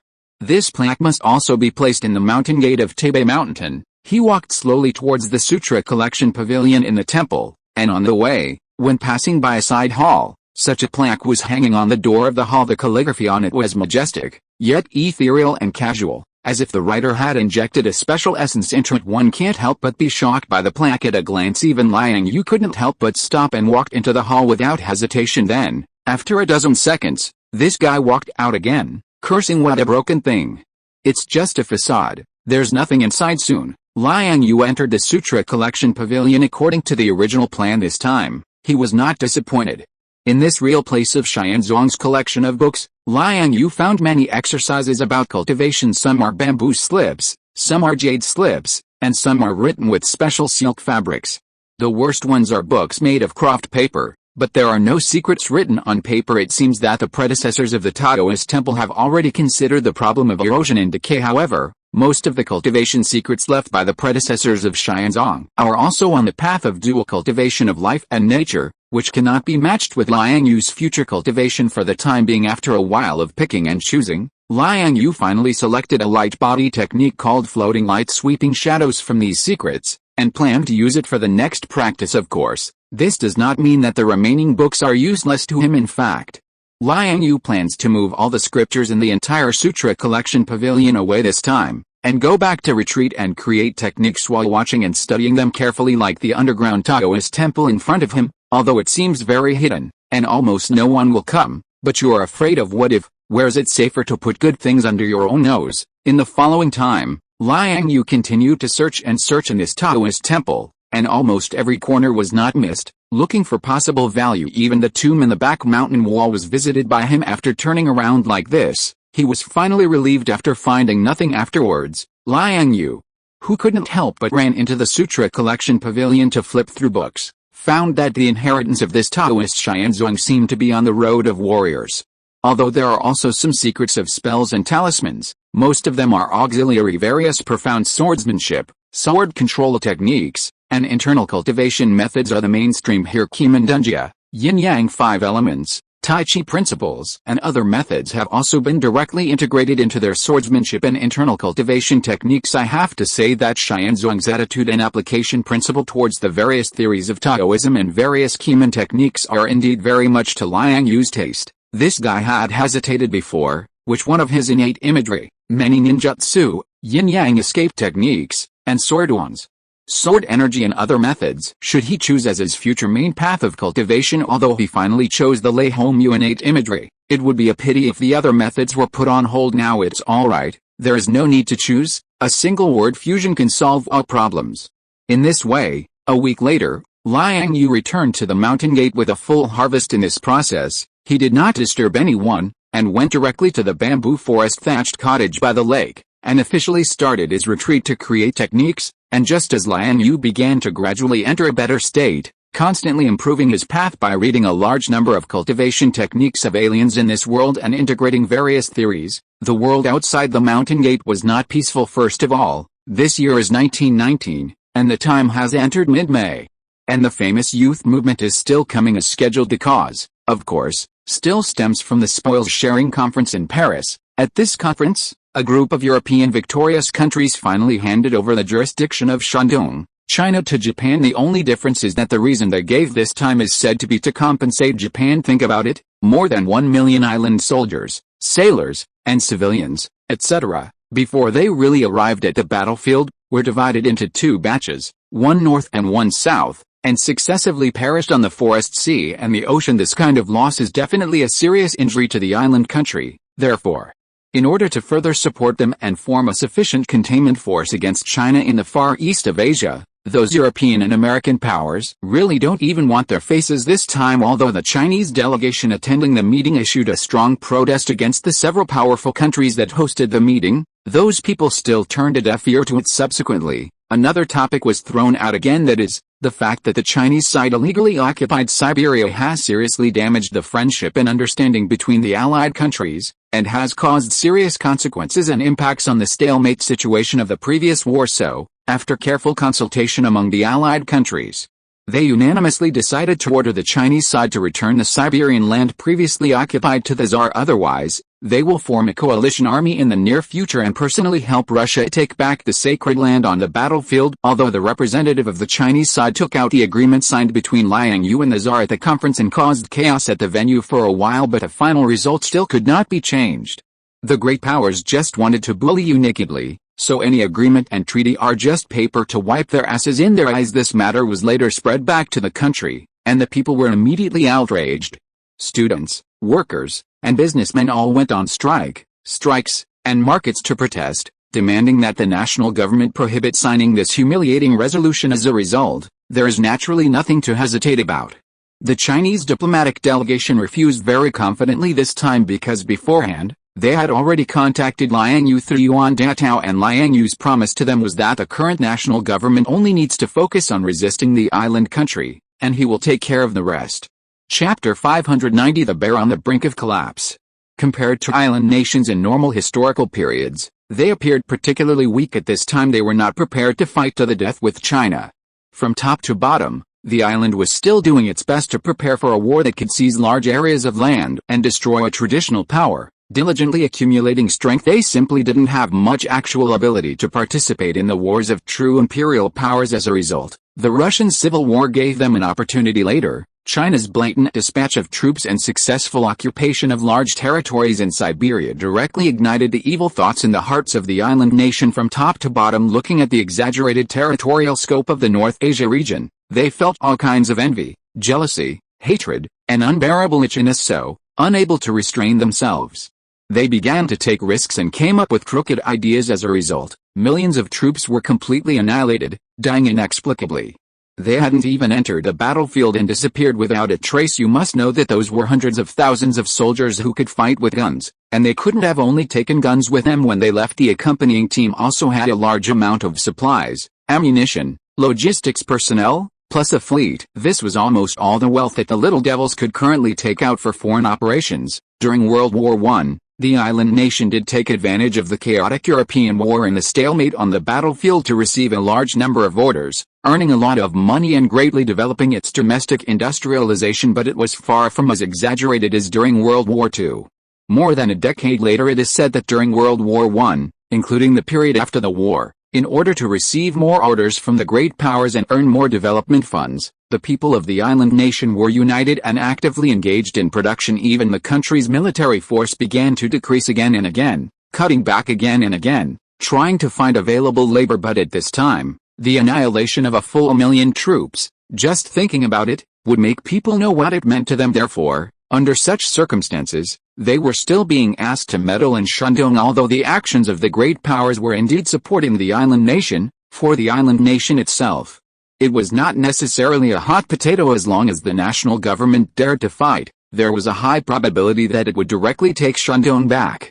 Otherwise, even with the secret funding of the European powers, Japan would probably be dragged down by the war. In addition, Liang Yue had previously wandered around in the northeast region, and when he annihilated the island nation's expeditionary force, he also cleaned up the resource plunder lines that the island nation had set up there, which made things even worse for them afterwards. Liang Yue had also communicated with Yuan Datao, asking him to use his influence in the northern region to clean out the islanders' minions and so-called faux commercial groups that were placed there. It's just that I don't know how much they actually implemented afterwards. If the official forces there are just perfunctory, then they will have a hard time in the future. In short, compared to the normal historical stage, the internal and external situation faced by China and the Republic of China at this time was undoubtedly better. But no matter what, The matter of Shandong has now returned to its normal trajectory for the sake of their future development and the restoration of their domestic vitality. The islanders will inevitably launch a frenzied plunder there in the coming time. In this case, only if the national government dares to resist and dares to send troops to fight can it drag the other party into the quagmire of war consumption. Otherwise, everything will be in vain anyway. Liang Yue's plan was not to care about domestic affairs, let alone the islanders. Because this was an enemy he deliberately left for China, a country and a nation must be reborn and become stronger only after experiencing the tempering of blood and fire. Even elementary school students understand this compared to the problems faced by China. Russia, located on the other end of the Eurasian continent, was much more serious. After nearly a year of fierce war, Russia at this time had passed the climax of the war. Nearly half of the former elite areas of Russia had been turned into ruins under the fierce firepower coverage of the warring parties. It can be said that the casualties were heavy, the losses were huge, and the people suffered unspeakable hardships, not to mention the cruel situation on the battlefield. Just within the jurisdictions of the warring parties, a large number of ordinary Russian civilians were using various means to flee to other countries in order to escape the war. The northern regime was okay, after all. They had been blocked by the Entente powers and the vast Siberian wilderness. Except for risking their lives by boat, there was almost no way out. In addition, the northern regime was indeed very good at mobilizing the grassroots people and grassroots organizational capabilities, so it was able to persist with the southern allied forces without collapsing. The real problem was actually the Tsar's jurisdiction. In order to win the victory of the war, various means of oppression and exploitation really made the ordinary Russian people suffer unspeakably, and they fled one after another. Although the Tsar had ordered the implementation of a strict blockade system, the troops in the rear were not enough to seal off the entire national border, given the tight front lines. As a result, a large number of Russian refugees began to pour into neighboring countries, seeking a way to survive under such circumstances. The Tsar's army was naturally demoralized and had low morale. In addition, the Tsar himself was also ill and had been lying in bed directing state affairs for nearly half a year. And he was about to die. It can be said that if it weren't for the support of a large number of Entente military alliances and combat personnel behind him, the Southern Front Army under the Tsar would probably have been in chaos long ago. Now, both the north and south sides of Russia are competing in willpower and endurance. The longer the time is dragged on, the more likely the situation will turn around. The people in the north are betting that the Tsar will not live long and will soon die. When that time comes, they can overwhelm the enemy's line in one go, like a tsunami, and then advance all the way, recovering the entire territory of Russia. The people in the south are waiting for the north to collapse on its own. After all, no matter how strong the organizational ability is, no matter how much it can be mobilized, people have to eat. Northern Russia originally couldn't produce much grain, and now the east, west, and south sides have been tightly blocked.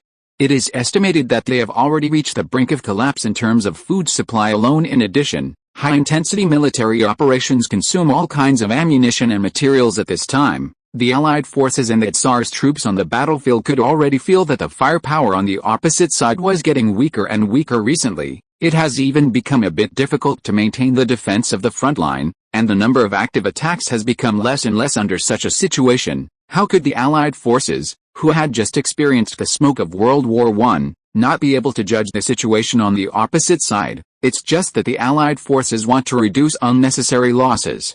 And the Tsar's own army is unstable and has no great ambition, so they have been stuck there and have not been able to launch a decisive offensive. However, as the war situation has developed to this point, many people can actually see that the North-South confrontation in Russia should be coming to an end. Both sides have exhausted their means and are almost exhausted. Only the Entente forces are willing to see this situation and are trying to maintain the situation, plotting some extra plans behind their backs. In fact, if the Entente countries were really just simply planning to help the Tsar win this war, not to mention more, the front line of the northern regime would probably have been broken long ago. What the Entente high level is now considering is not just the victory of this war, but how much benefit and compensation they can get from the Tsar's successor after the victory. Yes, they, like the northern regime in Russia, are waiting for the death of the old Tsar. Of course, this is Liang Yue's judgment.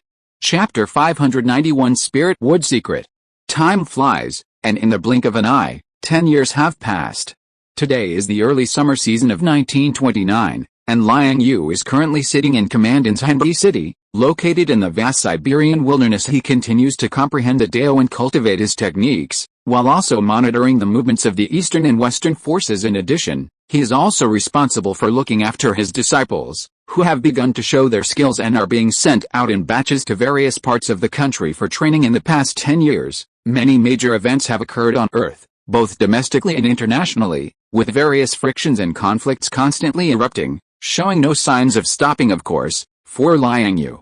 The most important event is the successful culmination of his secluded research and creation of his own cultivation method. The newly created cultivation method may not be perfect, but it is 100% tailored to Liang Yue's own situation, and in terms of realm, it can directly lead to the formation of a golden core without any problems. As for the specific principles of the technique, it roughly follows the path of Taoist cultivation, as well as the cultivation notes left by the predecessors of the Tian sect, and then uses thunder, fire, and wood as the foundation to continuously extract and refine the path of one's own energy under Liang Yue's deliberate guidance. The small tree of thunder, fire, and wood that he constructed within his danchan before the foundation establishment stage has now almost become the core of Liang Yue's entire cultivation. After more than 10 years of nourishment and construction, it has now become more and more real, vivid, and lifelike. All the heaven and earth spiritual energy that Liang Yue absorbs into his body, after being transformed into spiritual power and entering the danchan,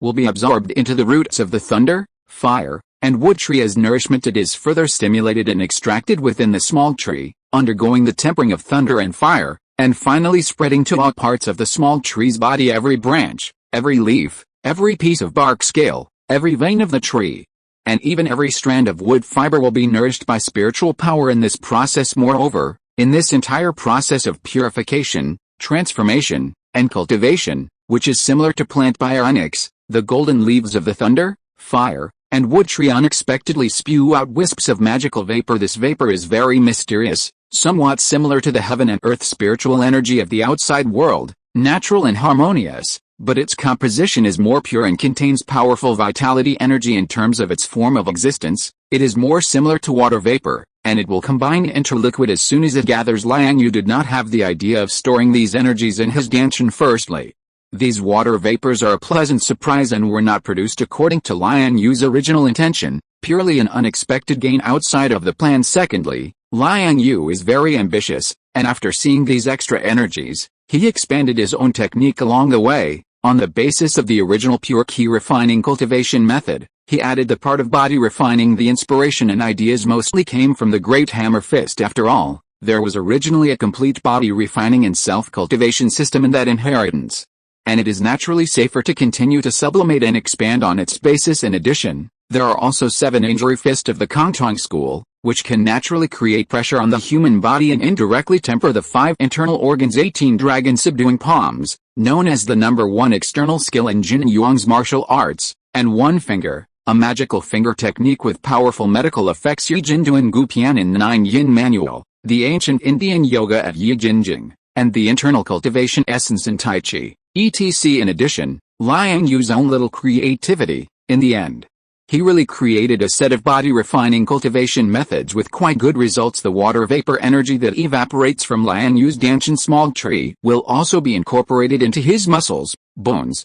internal organs, brain, blood, and marrow in a targeted manner during the body refining process. After accumulating to a certain level now, Liang Yue has practiced this technique for more than 9 years, and the effect is really extraordinary. The enhancement of his physical fitness alone has increased him by more than double on the original basis. That's right, it's double, and more. According to Liang Yue's original physical data, his 4-dimensional attributes have all climbed to more than 2,000 points by virtue of the body refining effect of this technique and the magical and vibrant vapor energy. Moreover, as Liang Yue delves deeper into cultivation and development, this value is still increasing rapidly.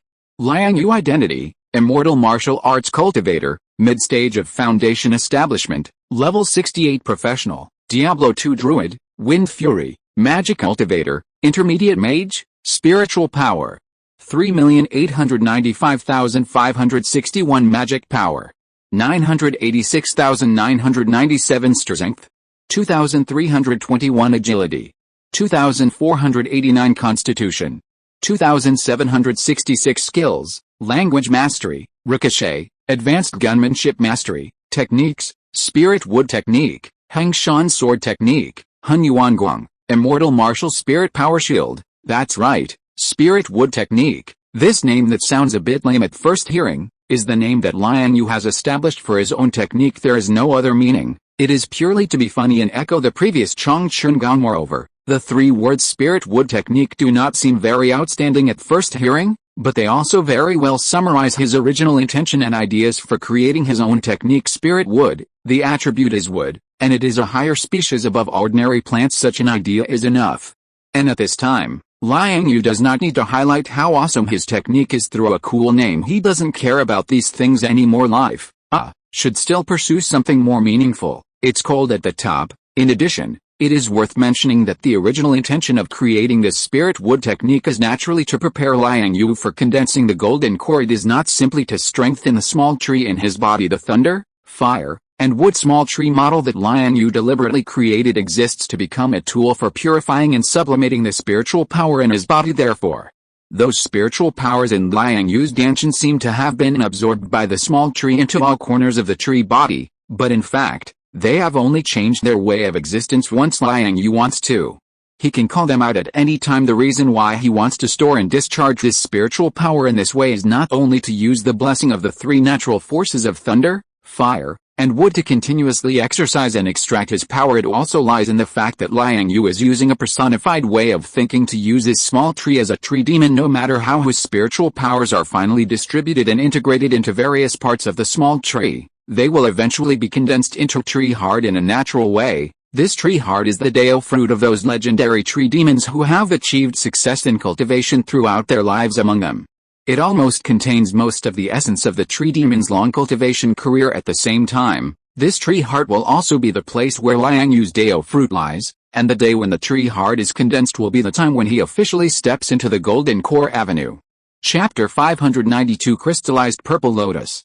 Of course, while the core principle of this spirit wood art lies in the assistance of the thunder firewood sapling, it's not to say that this is the entirety of the technique. If that were the case, Liang Yue wouldn't have needed to seclude himself twice to create the technique. In fact, the effort he put into other aspects far exceeds the construction of the sapling's internal structure and sublimation system. After all, choosing the thunder firewood's innate imagery as the primary cultivation path was something he had planned long in advance, and to achieve these functions, one must first have the theoretical foundation and practical guarantee behind them. The sorting out of various more profound theories regarding the human body's hidden meridians, acute points, passes, and even the divine sense and soul, is where the true time-consuming aspect of creating the technique lies. He not only needed to gradually advance step by step, relying on the split body constructed by the Green Lantern ring to conduct a large number of experiments in some areas, Liang Yue even had to specifically consult with Nesta and his mother, who were always holed up in the stronghold world. Sometimes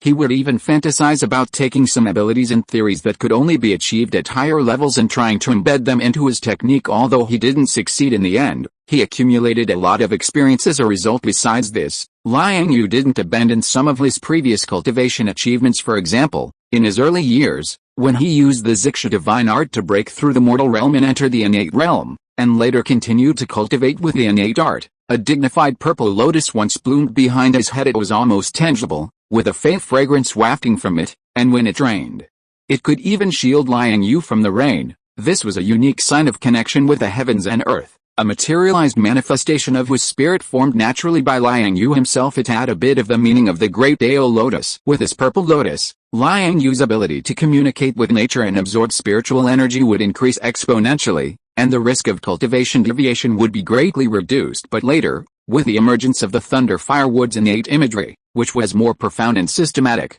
and far surpassed the former in terms of efficacy and power, this purple lotus seemed to have hidden itself. In addition, after initially descending into the Naruto world, Liang Yue's martial arts true energy was sealed, and he had to switch to cultivating true spiritual energy, a situation that lasted for a long time. It wasn't until he returned to reality and, with the help of the system, Liang Yue's spiritual energy and true energy merged into one, that he once again felt the presence of the purple lotus. After all, it was something he had painstakingly cultivated, unlike the thunder firewood, which was directly grafted by the system. At this stage, Liang Yue had already begun to wonder if he could find a proper way to make this spiritual manifestation reappear so that it would not overlap with the thunder firewood, and could also put the lotus to practical use. Now, Liang Yue has succeeded, and this purple lotus has been awakened again from within his body. becoming another means for him to absorb the spiritual energy of heaven and earth and store his power. However, its specific location has been placed inside the Amino Iwado. That's right, the Amino Iwado space hidden within the Tensigan right eye, although, due to the Otsutsuki bloodline, that place has now become an independent secret space, very closed off, but that place is, after all, a component of Liang Yue's body, and its relationship with him is extremely close. Placing the purple lotus inside is not an impossible goal. Furthermore, due to the special properties of that space, after decomposing many special materials over a long period, the Amino Iwado is now filled with various strange energies. There is Yuan energy mixed with the aura of hell, natural vitality from the Grand Forest, gloomy magic power from the zombie mine, and ordinary heaven and earth spiritual energy naturally injected as Liang Yue experienced the world. There are also some medicinal powers, pollen, etc., produced by some plants, medicinal herbs, fruits and vegetables, and exotic flowers and grasses that Liang Yue casually planted in the Amino Iwado space later, in order to make the nutrients in his space richer and more high-end. This guy even made a special trip to the outer space. In fact, he was using it for experiments. Of course, during this process, Liang Yue was not completely courting death. Those mixed and chaotic cosmic energies that were absorbed into Amino Iwado were actually restricted by him to a specific area within the space, and did not directly pollute all of the Amino Iwado space. When absorbing with the purple lotus, he also released those mixed cosmic energies bit by bit, strand by strand, and then integrated them into the lotus. After a series of complex experiments, collapses, and adaptive adjustments, Liang Yue's purple lotus spiritual manifestation has unexpectedly reached a solidified state, completely transformed from illusion to reality. As crystal clear as crystal, at a glance, it is almost indistinguishable from a real lotus. Then, after repeated probing and comparative experiments for more than half a year, Liang Yue finally began to integrate the cosmic energy transformed by the purple lotus into his body on a calm night. As a result, everything went smoothly. Apart from the spiritual energy in Liang Yue's body almost rioting at the beginning, it was eventually successfully digested and absorbed by the thunder firewood sapling, and made a huge contribution to Liang Yue's cultivation and the accumulation of spiritual energy in his body. The reason why his cultivation on the attribute panel has quietly advanced to the mid-stage of foundation establishment is that this cosmic energy can be said to be the greatest contributor. In addition, the attribute of this cosmic energy is similar to that of higher-level heaven and earth spiritual energy.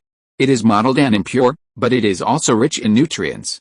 After complete digestion, the improvement for Liang Yue is comprehensive. The gaseous energy evaporated from the tree body and leaves of the sapling has therefore become amazingly vital, and the majestic vitality is almost comparable to precious medicine. Nowadays, using the purple lotus as a transit station to extract and filter cosmic energy, and then being absorbed into Liang Yue's body, and then integrated into the cultivation mode of the thunder firewood sapling, has become routine in the past half year. Liang Yue's spiritual energy growth rate has therefore crossed the fast lane all at once, as if he has stepped into the high-speed train of the harmony. However, this kind of attempt and cultivation method is obviously not easy to replicate, so Liang Yue has not yet written it into the secret book of spirit wood art. In addition, while creating the technique and cultivating ki and body, Liang Yue has not given up on the cultivation of some other techniques, as well as the sorting and summarizing of his own methods. In addition to this, he also had to take time to run to the academy and the mountain gate to deal with the cultivation of his disciples and management matters. It can be said that in these whole 10 years,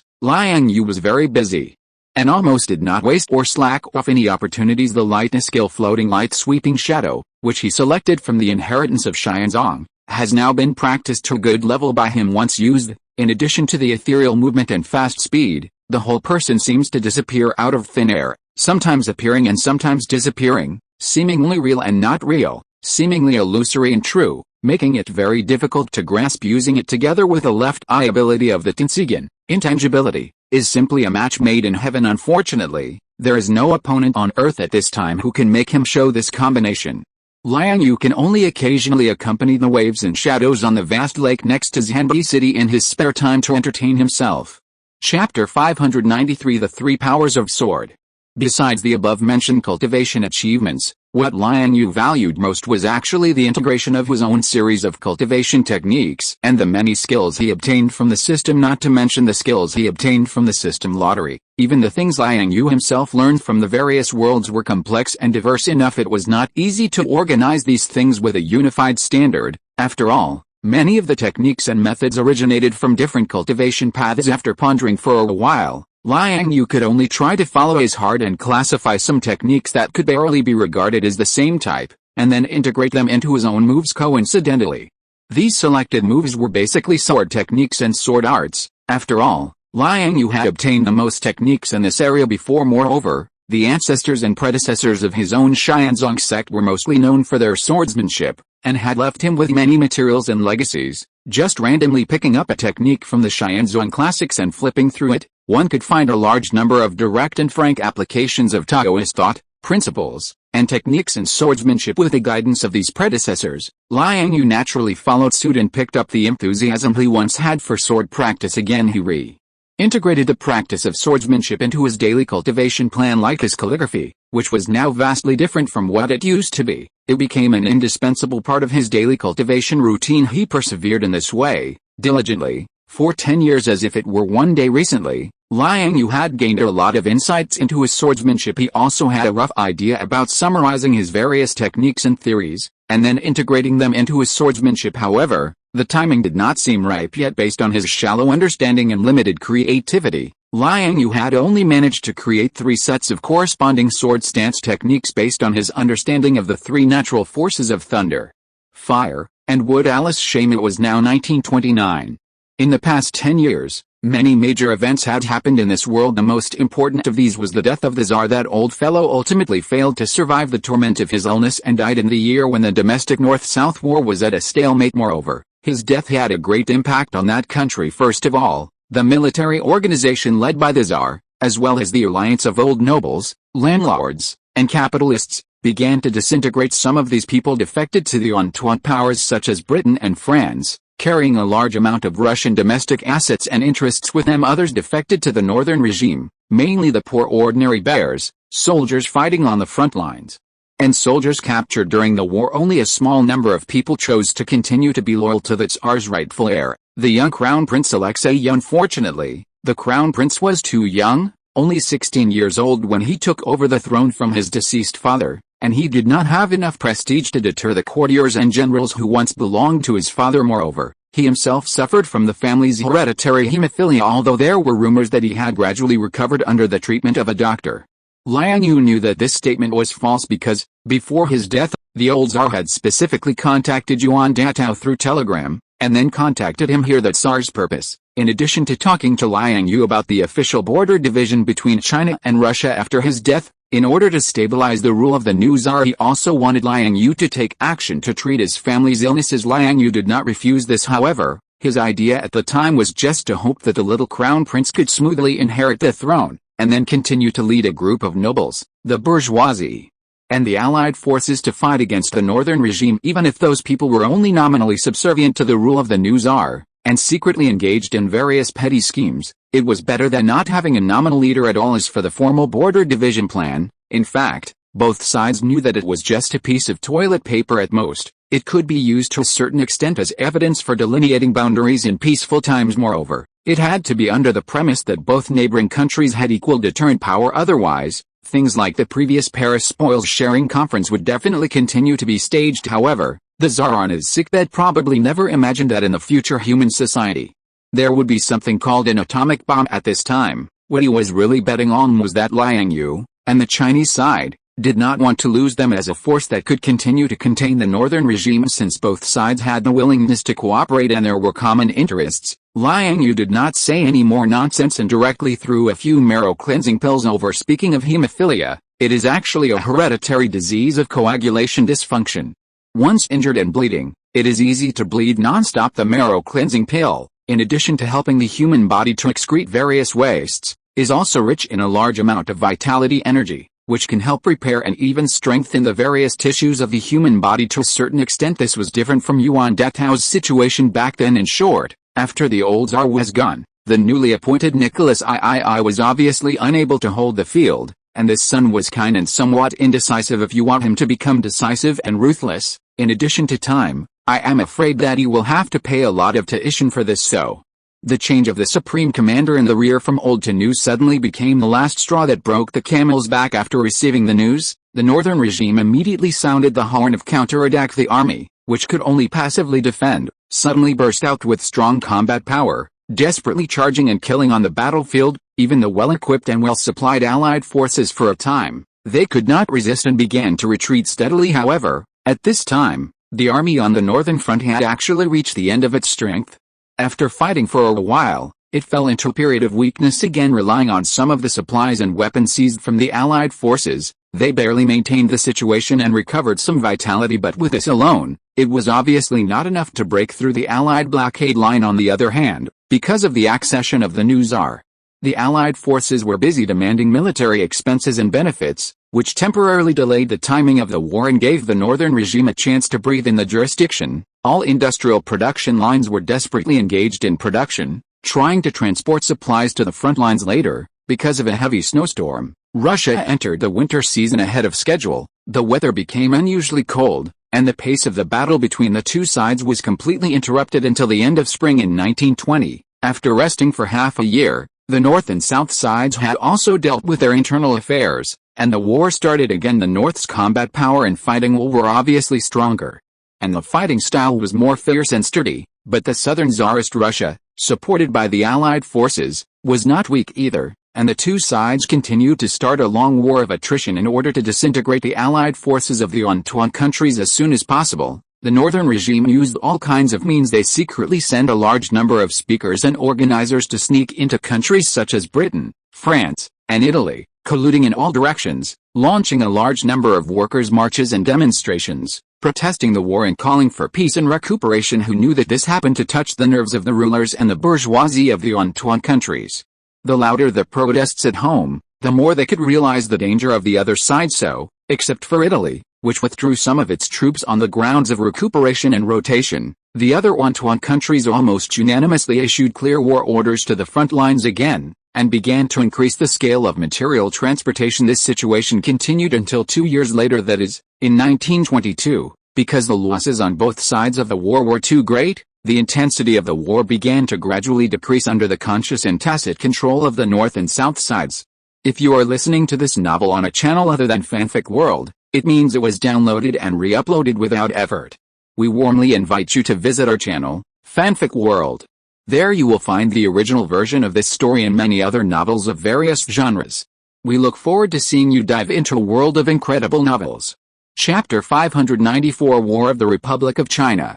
In the end, the battle on the Russian front remained a stalemate. The North and South were divided into opposing sides. It's worth mentioning that, unlike the North and South Koreas of later generations, they didn't sign any semblance of an armistice agreement. It was simply because years of fighting had resulted in too much loss and consumption for both sides, and the people, soldiers, and even the ruling class in the respective territories began to show war weariness. Unable to achieve any merit on the front lines, they could only consciously slow down the pace of their offensives. Subsequently, they retreated more than 30 miles each, tacitly forming a buffer zone in the middle of the front lines, which effectively achieved a ceasefire. But to say that they actually sat down at the negotiating table, mutually recognized each other's existence, and signed an agreement, that didn't happen. Even today, the North and South remain in a state of war, and could cross the buffer zone at any time to launch offensives against each other. The ultimate goal, of course, is to unify the entire North and South, and then recover the former homeland,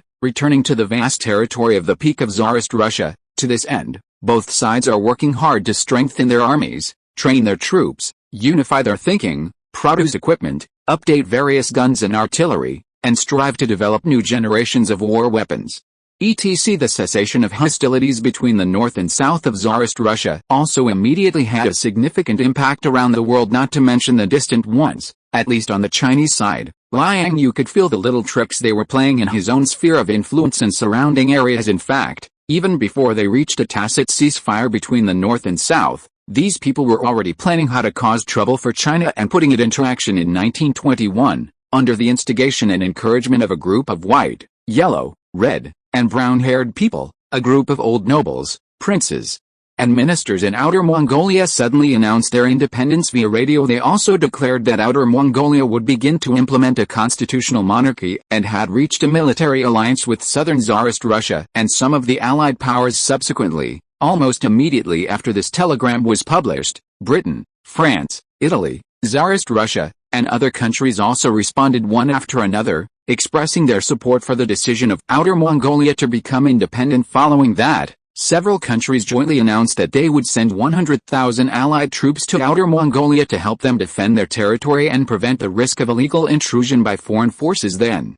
only a week later, when the warlords in various parts of China, the two governments in the north and south, were still overwhelmed and busy fighting, protesting, and with constant public demonstrations, while other countries were watching with cold eyes, gloating over the misfortune for a time, world opinion was in an uproar. The great powers sent protests one after another, saying that this was a trampling on world peace, a persecution of new nations, and that they would never compromise and would fight to the end, and so on. In secret, however, they quickly contacted the national government, half threatening and half compromising, demanding that they strictly restrict their own forces.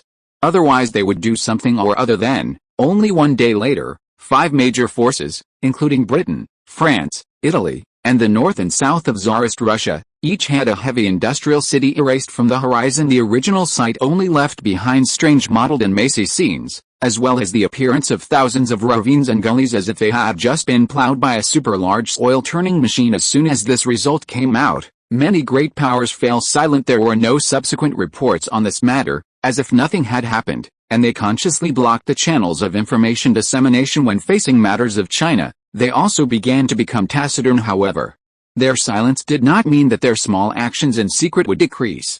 On the contrary, for a long time after that, they began to increase their infiltration and intervention in various parts of China. On the surface, they didn't seem to be doing anything excessive, and even some embassy staff and their families began to become kind and polite on weekdays, but in private, they began to quietly intervene in the internal disputes of China by various means. The warlords in the north and the southern government began to become increasingly contradictory during this period, until the entire China fell into a long period of chaos, warlord separatism, and the northern expedition. Liang Yue did not interfere too much in this, or make any sound. After all, he was already dissatisfied with the current Republic of China, which was full of contradictions and seemed to be built on a volcano. In secret, he only cooperated with organizations such as the Taoist Alliance in the alien world to destroy many organizations in the country that specialized in selling out a country for glory, frantically exporting various cultural relics, calligraphy and paintings, antiques and treasures, and massive resources to foreign countries. There were also those foreign groups and individuals who,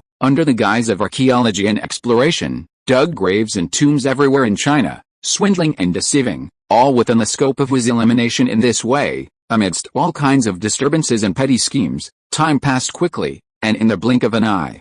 It was 1928. In this year, many major events also happened in China. However, for Liang Yue, the most important thing was that a group of disciples under his sect began to go out to practice one after another, and they all took positions in the Taoist Alliance, and then actively participated in the cause of foreign infiltration activities. Then, also in this year, Yuan Datao finally came to the end of his life. Although this old man, even when staying in the academy, would sometimes be unable to resist loneliness, unable to give up some connections with the outside world, and occasionally participate in them, but it was also because of his diligent cultivation and daily persistence in practicing Linggong, which made him live 3 or 5 years longer than Liang Yue had expected. Compared with his original life trajectory, he had even gained more than 10 years of life out of thin air. This kind of blessing, for him, could already be described as a deep blessing in longevity. Yuan Datao himself also felt very satisfied with his situation, and his attitude was very calm when he left, but he was still a little worried about his family. I hope Liang Yue can help take care of them when necessary. Not long after, a shocking explosion was heard from the northeast, and an old warlord with strong power in the north also died in this explosion. After investigation, the murderer was actually an islander. Compared with the original development trajectory, the current island country's power in the northeast is not so strong. Most of their power is restricted to the Korean peninsula on weekdays. Under the leadership of the warlords, the northeast also responds to and cooperates with the Taoist Alliance all year round, and continuously suppresses and expels those island spies, foreign aliens, and other secret frontline personnel who infiltrate in secret on the surface. Marshal Zhang also used his official status to levy heavy taxes on those island merchants who were doing business in the northeast and purchasing various resources in large quantities, and from time to time, he would go to their door to extort them. Perhaps it was precisely because of this that he offended the little devils relatively harshly, and in a fit of rage, he was finally sent to heaven along with his car. Subsequently, the young Marshal Zhang, who took over the power, was also very straightforward. Faced with a heavy burden and the current situation in China, he directly waved his banner and announced his dedication to the arms of the Southern National Government. Since then, the Northern expedition was completed, and on the surface, China finally ended the situation of warlord separatism and the confrontation between the two governments in the North and South. Chapter 595 Chaos and Development Coexist. And so, another year passed, bringing the calendar to 1929. After a year of consolidation and maneuvering, the Nanjing national government had largely taken control of the old territories of China, even stationing officials in the Vladivostok area for oversight. Compared to the normal historical trajectory, the situation faced by the Nanjing Republican government at this time was undoubtedly much better. With the help and assistance of a large group of adepts, many of the great powers' claws were removed without the government even needing to intervene much. Furthermore, with Liang Yue's overt deterrent, those imperial powers did not dare to act too recklessly. As for Japan, it was now tightly restricted and subject to heavy suppression. The Northeast region, which originally should have been most heavily infiltrated by them, had their forces driven out directly due to Liang Yue's intervention and the joint efforts of many adepts in the dark. They could only engage in some minor actions. The train explosion that killed Marshal Zhang before was actually the most serious incident that had occurred in recent years. It would be absolutely impossible for them to pull together some remnants of the former dynasty and establish a puppet-totter state in the Northeast as in real history. Perhaps it was precisely because of this that, seeing the plans of many years being extinguished invisibly, and only being able to domineer on the Korean peninsula, the Japanese became enraged and ultimately concocted a train explosion. Due to the combined influence of several factors, the Northeast region in the current myriad worlds has become stable, with the Zhang family's army stationed openly, and the Dao alliance secretly working together with the local shaman families. The social environment is relatively harmonious. The region is rich in natural resources, closely connected to outer Northeast, and the industrial production lines left by the Bear Country are not far away in Vladivostok. In addition, Liang Yue intentionally or unintentionally provides some support. Therefore, the Northeast is now beginning to become increasingly prosperous. And after years of development, it has become an important industrial base within China, attracting many domestic and international capital investments. Some industrial cluster effects are already beginning to emerge. Large numbers of merchants and laborers from all over the country are also beginning to gather here on a large scale. However, compared to the gradual prosperity and rise of the Northeast, the situation in other areas controlled by the Nanjing government does not seem so good. Although China at this time has ostensibly restored peace and unity, and the various powers of the great powers are being continuously compressed, this is actually just a superficial phenomenon. The old northern warlord faction that was entrenched in the north has indeed been eliminated, but new warlords have emerged. Those who were originally members of the southern government, military leaders, and former northern members who had defected to the south, after adapting to the new environment, began to act independently with military power in their hands. They were all unwilling to be lonely, whether it was for the sake of vying for power and profit, or for the sake of their own justice. In short, even though China has now ostensibly returned to one family, various conflicts have not diminished as a result among them. There are naturally many external forces fueling the flames, secretly funding and instigating. However, within the Nanjing government, there had already been a situation of factionalism and uneven distribution of interests. When they were jointly fighting the northern expedition to conquer the country, they still had a common goal that could barely unite them. But now that it was time to rule the country, all kinds of demons and monsters began to run rampant. This situation is not only occurring at the military level, but also in the field of government administration, where there are also many conflicts. Various agents, comprador classes, and officials and parliamentarians who support Chinese private enterprise and advocate reform and self-improvement are all displeased with each other. Although they cannot directly use force because they do not have troops in their hands, the various small tricks in the dark are equally insidious and fiercely fought. Under this situation, the Dao Alliance members, who originally thought that the North and South should now be unified, the world would be peaceful, and China would soon enter a period of stability and harmony, could not help but be disappointed this time. They did not even need Liang Yue to do any psychological counseling for them, and they extinguished the thought of publicly expressing their attitude, supporting national unity, and then retiring after success. The troubled times have not ended, and powerful enemies are still watching from the periphery.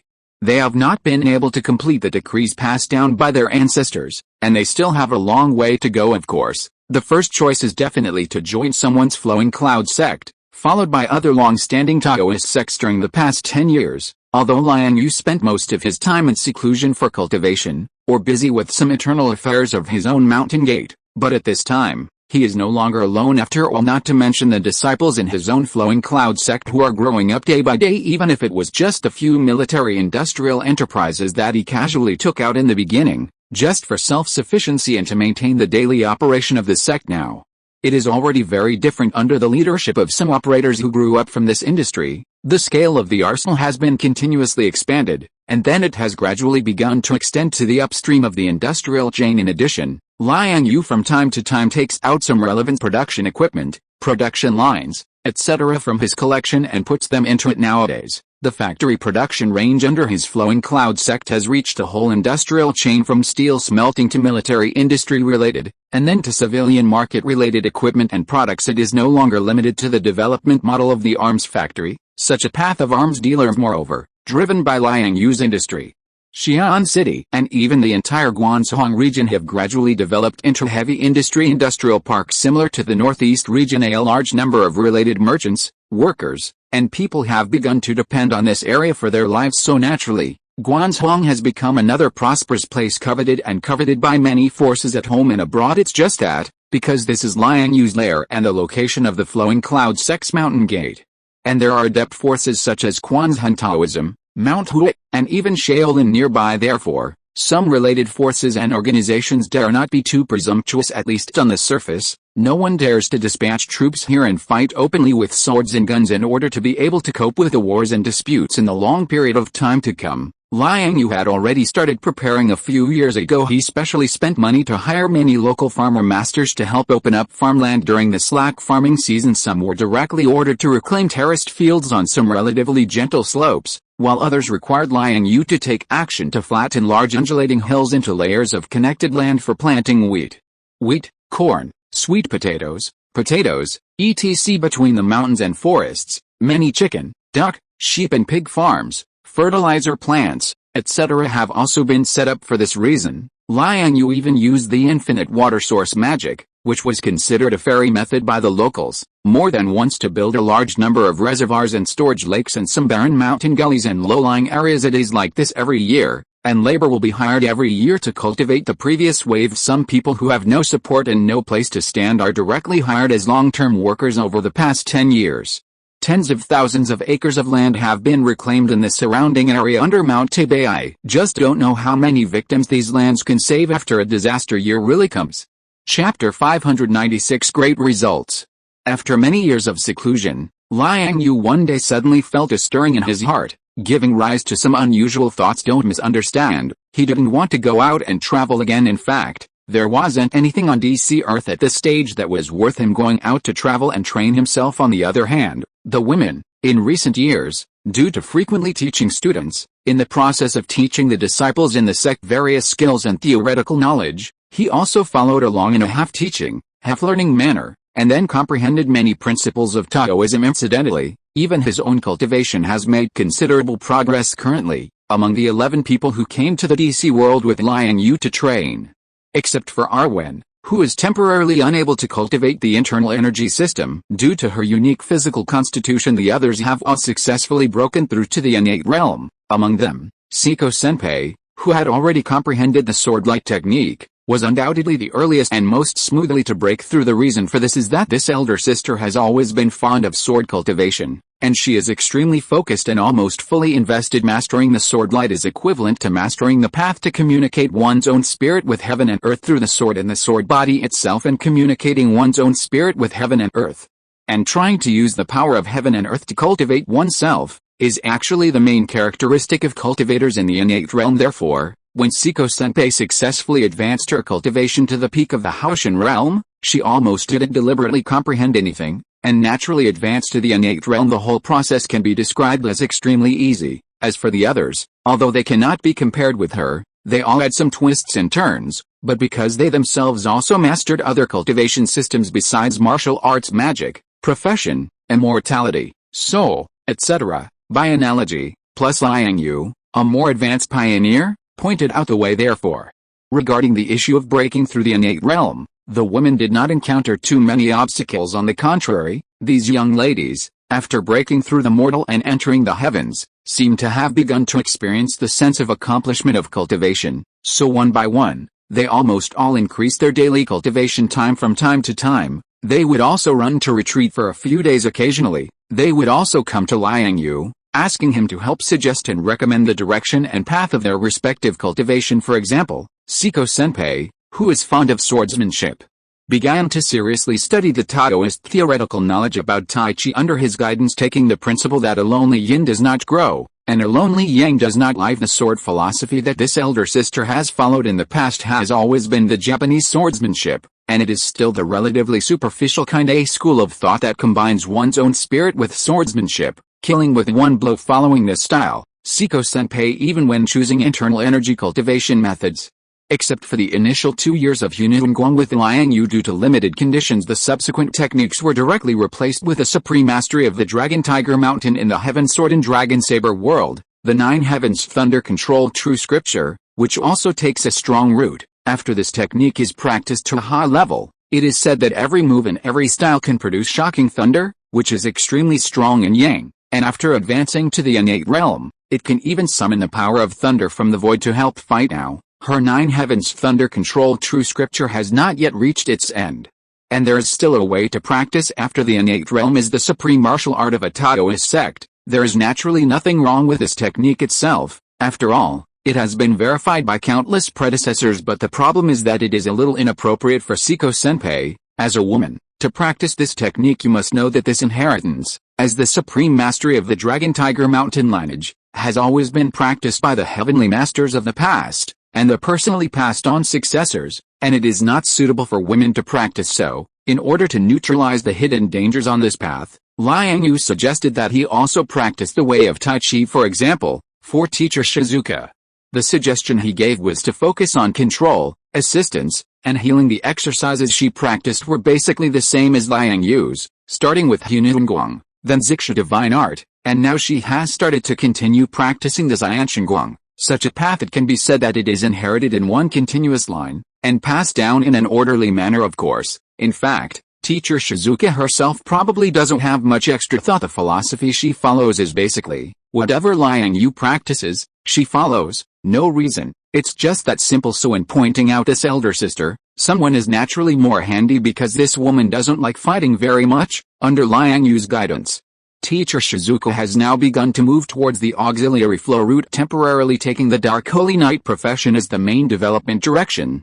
supplemented by various Taoist spells, talismans, etc. But it can't be too complicated, otherwise this elder sister probably won't understand. This elf princess, due to the natural structure of her body, has small meridians, but extremely strong toughness. It is not suitable to take the path of internal cultivation and key training, but it is naturally in line with the concept of the Dazhu Fist. The Dazhu Fist is said to be the authentic ancient martial arts inheritance that has not been castrated by the Qing dynasty, and it is a unique school of practice in its world. It is considered a path that takes a different approach. What is more commendable is that the inheritance of this technique itself is very complete, including various cultivation methods in the fields of boxing, weapons, lightness skills, body refining, internal energy, and spirit, covering a wide range. The characteristic of this inheritance is that it can allow practitioners to exert almost 100%, or even double, the advantages of their own physical fitness. As long as the practitioner's own physical fitness is strong enough, the power that can be exerted will be stronger. This effect is absolutely commendable. Among them, this inheritance mainly takes the path of body refining, and key training is only an auxiliary. It is divided into 7 levels in total, from the most basic training of tendons, training of meridians, connecting the waist, training the limbs, layer by layer, and the highest level also involves the development of the brain domain. To that extent, the practitioner's mental power and ability to understand the world will be greatly enhanced. Once it is completed, the degree of development of the human body will not be inferior to the highest level of the everlasting spring art, that is, the 13th layer of the key refining stage of the immortal cultivation.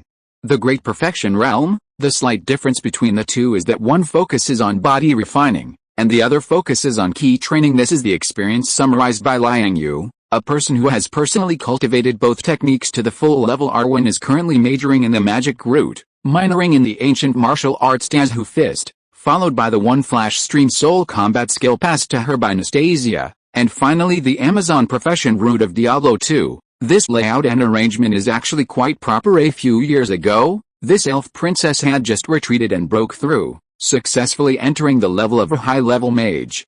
And now the cultivation of the Dazu fist is also about to advance to the highest level of the brain domain. Liang Yue actually doesn't have too many suggestions for Arwen, because although this woman doesn't talk much on weekdays, she has always been very opinionated. What he can do is to focus on explaining the cultivation method of the innate image to her, and to detail the effects of immortality and martial arts after the innate realm. The rest can only be silently marked in his heart, remembering to pay more attention to the magic system and other techniques suitable for elves to practice when going to other places to train in the future.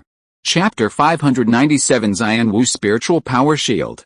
As for the others, with the exception of Hinata and Rachel, as long as they cultivate according to the established methods, there are basically not too many risks on Rachel's side. Her true form is a giant eagle, and lately, she has shown a tendency to transform into a western dragon, so her situation is more complicated than Alwyn's. Logically speaking, it would be most appropriate to cultivate demon clan techniques. Unfortunately, Liang Yue doesn't have any. Therefore, the cultivation mode of this little female eagle is roughly the same as Alwyn's, mainly focusing on magic, supplemented by practicing the Great Hammer Fist, and then the Ichishin Ryu. Professional skills are also important combat support. As for Hinata, due to her possession of the Otsutsuki bloodline, her situation is similar to Liang Yue's, and she naturally possesses wood attribute aptitude within her body. In addition, after entering the innate realm, which is mastering the sage mode, ninjas will experience a significant increase in strength. Moreover, this little girl has previously successfully combined her chakra with the spiritual power of the spirit light, and her energy attributes are different from before, so many things need to be explored. Therefore, Liang Yue basically keeps her by his side, taking care of her while guiding her on cultivation issues at any time. So, in the future development path, Hinata will also follow Liang Yue. Okay, let's get back to the topic. Liang Yue's current state of stillness giving rise to movement is actually the idea of taking in disciples. Firstly, seeing the women around him occasionally discussing the topic of teaching disciples, he feels a little itchy. Secondly, at this point in time, Liang Yue should indeed consider the issue of inheritance for the Streaming Cloud sect. They came here in 1915,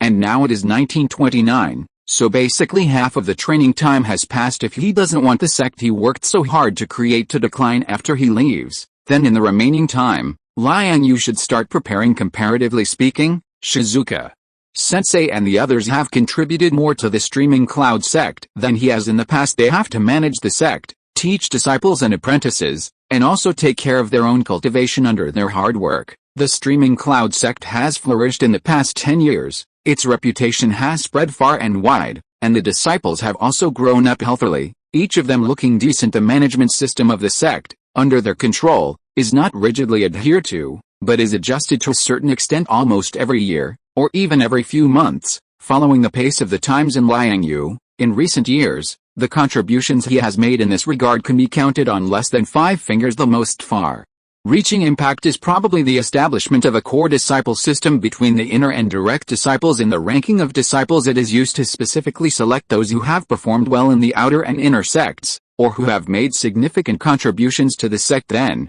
2 places were established separately: the Northern Reflection Lake and the Heavenly Sect Members' Meditation Place. The former refers to a row of houses built by Liang Yue around Lake Baikal when he had time. The latter is the underground Taoist temple and tomb of his own Heavenly Sect ancestral land. Apart from that, there is nothing else. Whether they are those who are still cultivating in the Mountain Gate, or those who have already started to go out and have been training in various parts of China for a long time, they are all within his scope of investigation in order to facilitate his actions. Liang Yue also ordered the intelligent brain Xiao Wu to mark each of his Streaming Cloud sect disciples. It took him a whole year to finally pick out 10 good candidates from his disciples. In addition, with the recommendation of Siko Senpai and others, 4 more people successfully entered his field of vision during this period. Liang Yue also specifically sorted out the body refining methods he had created over the years, simplified them, divided them into sections, and reduced the difficulty, and then planned to use them as the basic body refining techniques within the sect to pass on to the disciples to practice. According to Liang Yue's division, his set of body refining techniques can still effectively temper the bones,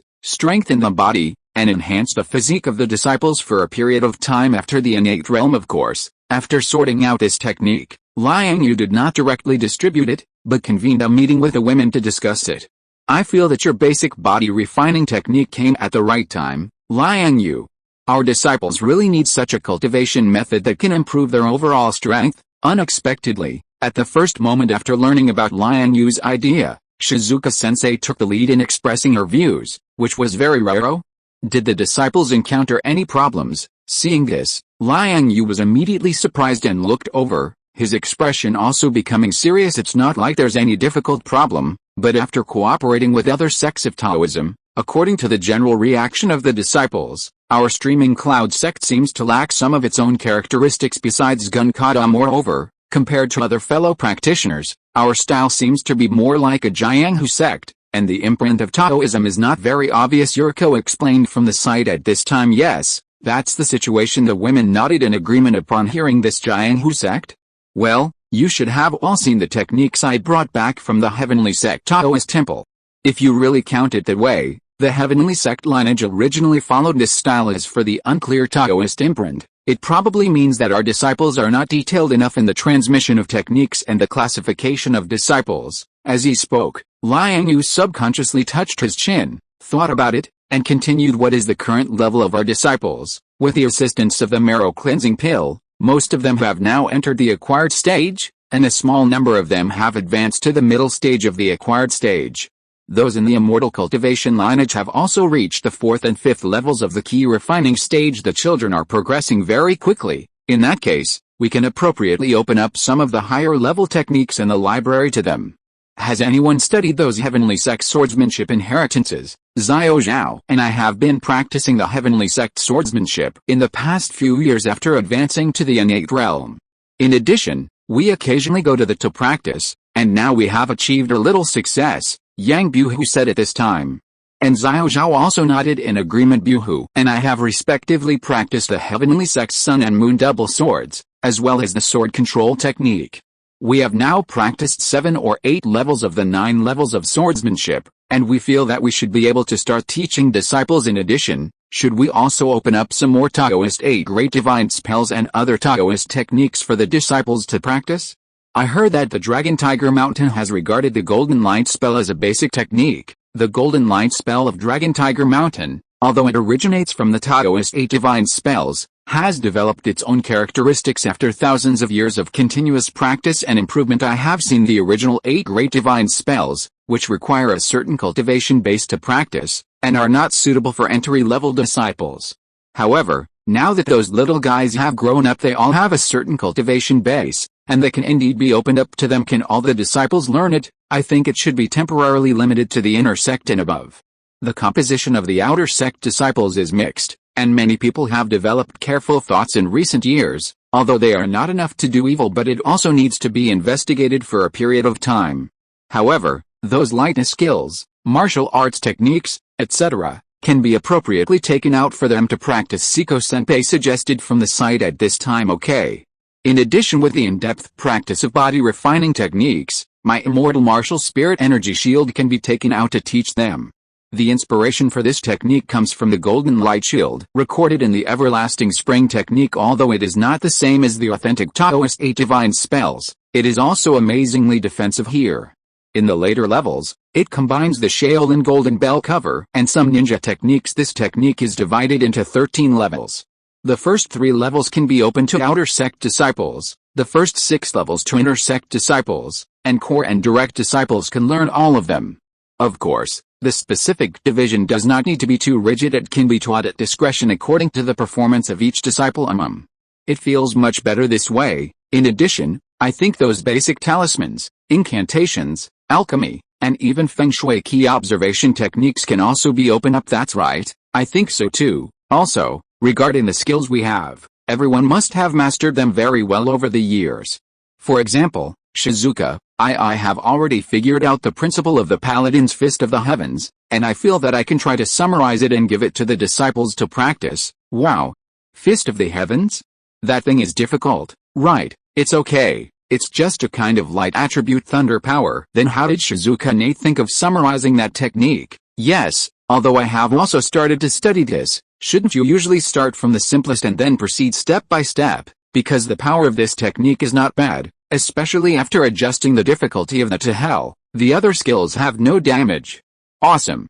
Chapter 598 The Fifth System Authority Upgrade. Now that an agreement had been reached, the next step was naturally execution. So, upon returning to the Mount Liang sect, the first thing Liang Yue and the others did was to notify the disciples and recall all the sect members who were scattered in various places, training themselves. The recall method was also very simple. Although someone wasn't ruthless enough to equip each sect disciple with a communicator, they did issue another somewhat crude device to each team. This device didn't have many functions. It could detect the location of other signal devices within a certain range, and it could also transmit some simple messages in the form of simulated Morse code. Basically, it was equivalent to a pager from the 90s, with an additional text messaging function. The headquarters was set up in the Mount Liang sect, and the satellites above China were responsible for the dispatch and transmission of information. Of course, this was an operation where Liang Yue instructed the intelligent AI, Xiao Wu, to deliberately lower the technological content.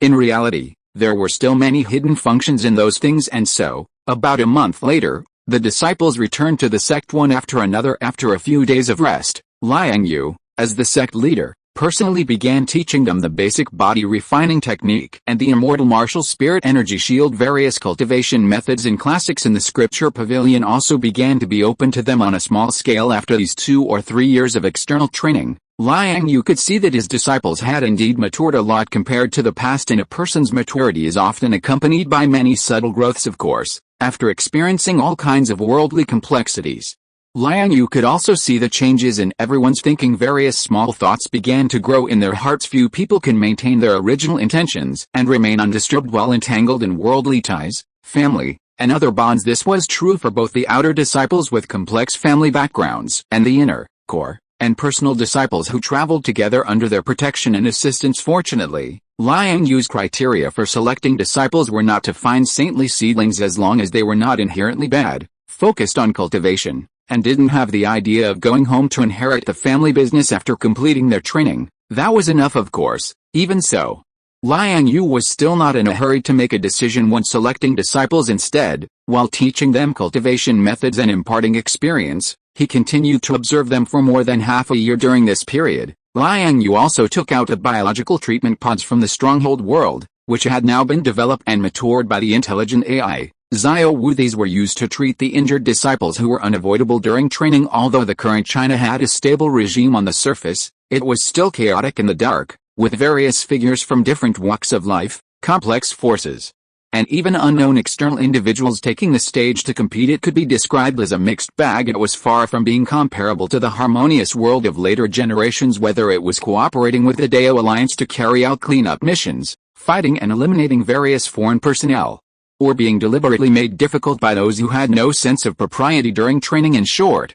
Liang Yue's recruitment of disciples went very smoothly after a long period of observation, and secretly using the reincarnation eye to perform spiritual peeping. This guy finally confirmed that he had indeed not chosen the wrong people. Teacher Shizuka and Nana's recommended candidates were also very good. As a result, all 14 disciples were accepted by him and became genuine personal disciples of the sect leader. Among these 14 people, there were orphans from the inner sect who regarded the sect as their home, and there were also young masters and ladies from wealthy families in the outer sect. But uniformly, they were undoubtedly people with good character and superior aptitude. Among them, 8 had embarked on the path of martial arts, and 6 had chosen immortal cultivation. There were martial arts fanatics who were obsessed with cultivation and didn't care about external disturbances, and there were also talents who were good at making friends with all kinds of people, as if they were born with the ability to handle various interpersonal relationships, and had a clever mind. In fact, after a person has cultivated immortal or martial arts techniques and advanced to a certain level, even if he was not originally a person with profound aptitude or capable emotional intelligence, under the influence of the techniques and energy, it was unlikely that he would be a fool after all. Whether it was the eternal spring technique or the seemingly less outstanding martial arts techniques, in principle, they would have a powerful nourishing effect on the cultivator's body, brain, mental strength, and soul. Moreover, Liang Yue also had very strict standards when selecting disciples. In the following time, in addition to his daily routine cultivation, Liang Yue began to carefully teach his 14 disciples according to their respective personalities and behavioral preferences. He selectively taught them his skills. In short, it was teaching according to their aptitude, and as personal disciples under his sect leader, The various classics in the sect's scripture pavilion would naturally no longer be restricted to them after completing Liang Yu's teaching tasks. They could read and learn whatever they wanted. However, the problem was that Liang Yue had only recently obtained some of the classics and cultivation methods, and he had not had time to study them, so the disciples could only learn on their own. For example, those books on geomancy and or observation, etc. Fortunately, during this period, the disciples whom Liang Yue had newly admitted into the sect did not cause him any trouble every day. They were basically immersed in the cultivation of the basic body refining technique and the immortal martial spirit energy shield. Only occasionally, one or two disciples would ask him to recommend a few practical techniques that could be used for close combat. In response, Liang Yue directly found a few common outer sect techniques such as 36 styles of capturing hands, ground sweeping saber, and poking foot from the pile of second and third-rate secret manuals in the scripture pavilion, threw them to them, and told them to learn on their own. And so, a year passed quickly. During this period, Liang Yu's disciples made rapid progress with his personal guidance, and the various spiritual objects that he occasionally took out from the stronghold world for irrigation. In just 1 year, all 14 disciples had entered the late stage of the Hushan realm. Of course, Liang Yu's disciples' progress was not slow, but it was far behind his own. In fact, during this year of teaching, Liang Yue was the one who made the fastest progress. Just now, as Liang Yue faced the morning sun and dew, and completed his daily routine of body refining techniques, under the nourishment of the water vapor energy in his body, he finally ushered in another breakthrough. This time, it was not an improvement in realm, but its importance was no less than that of cultivation realm. That was, the 4-dimensional attributes on Liang Yu's character panel, strength, agility, physique, and energy points, had finally all been raised above 3,000. As a resulting, it has been detected that the host's 4-dimensional body values have all reached above 3,000 points, meeting the conditions for opening the system's level 5 permissions. May I ask the host whether to immediately upgrade the system permissions? Chapter 599 Flowers on the Tree. Upgrade, Ling. Command confirmed. This system permission upgrade is estimated to take 30 minutes.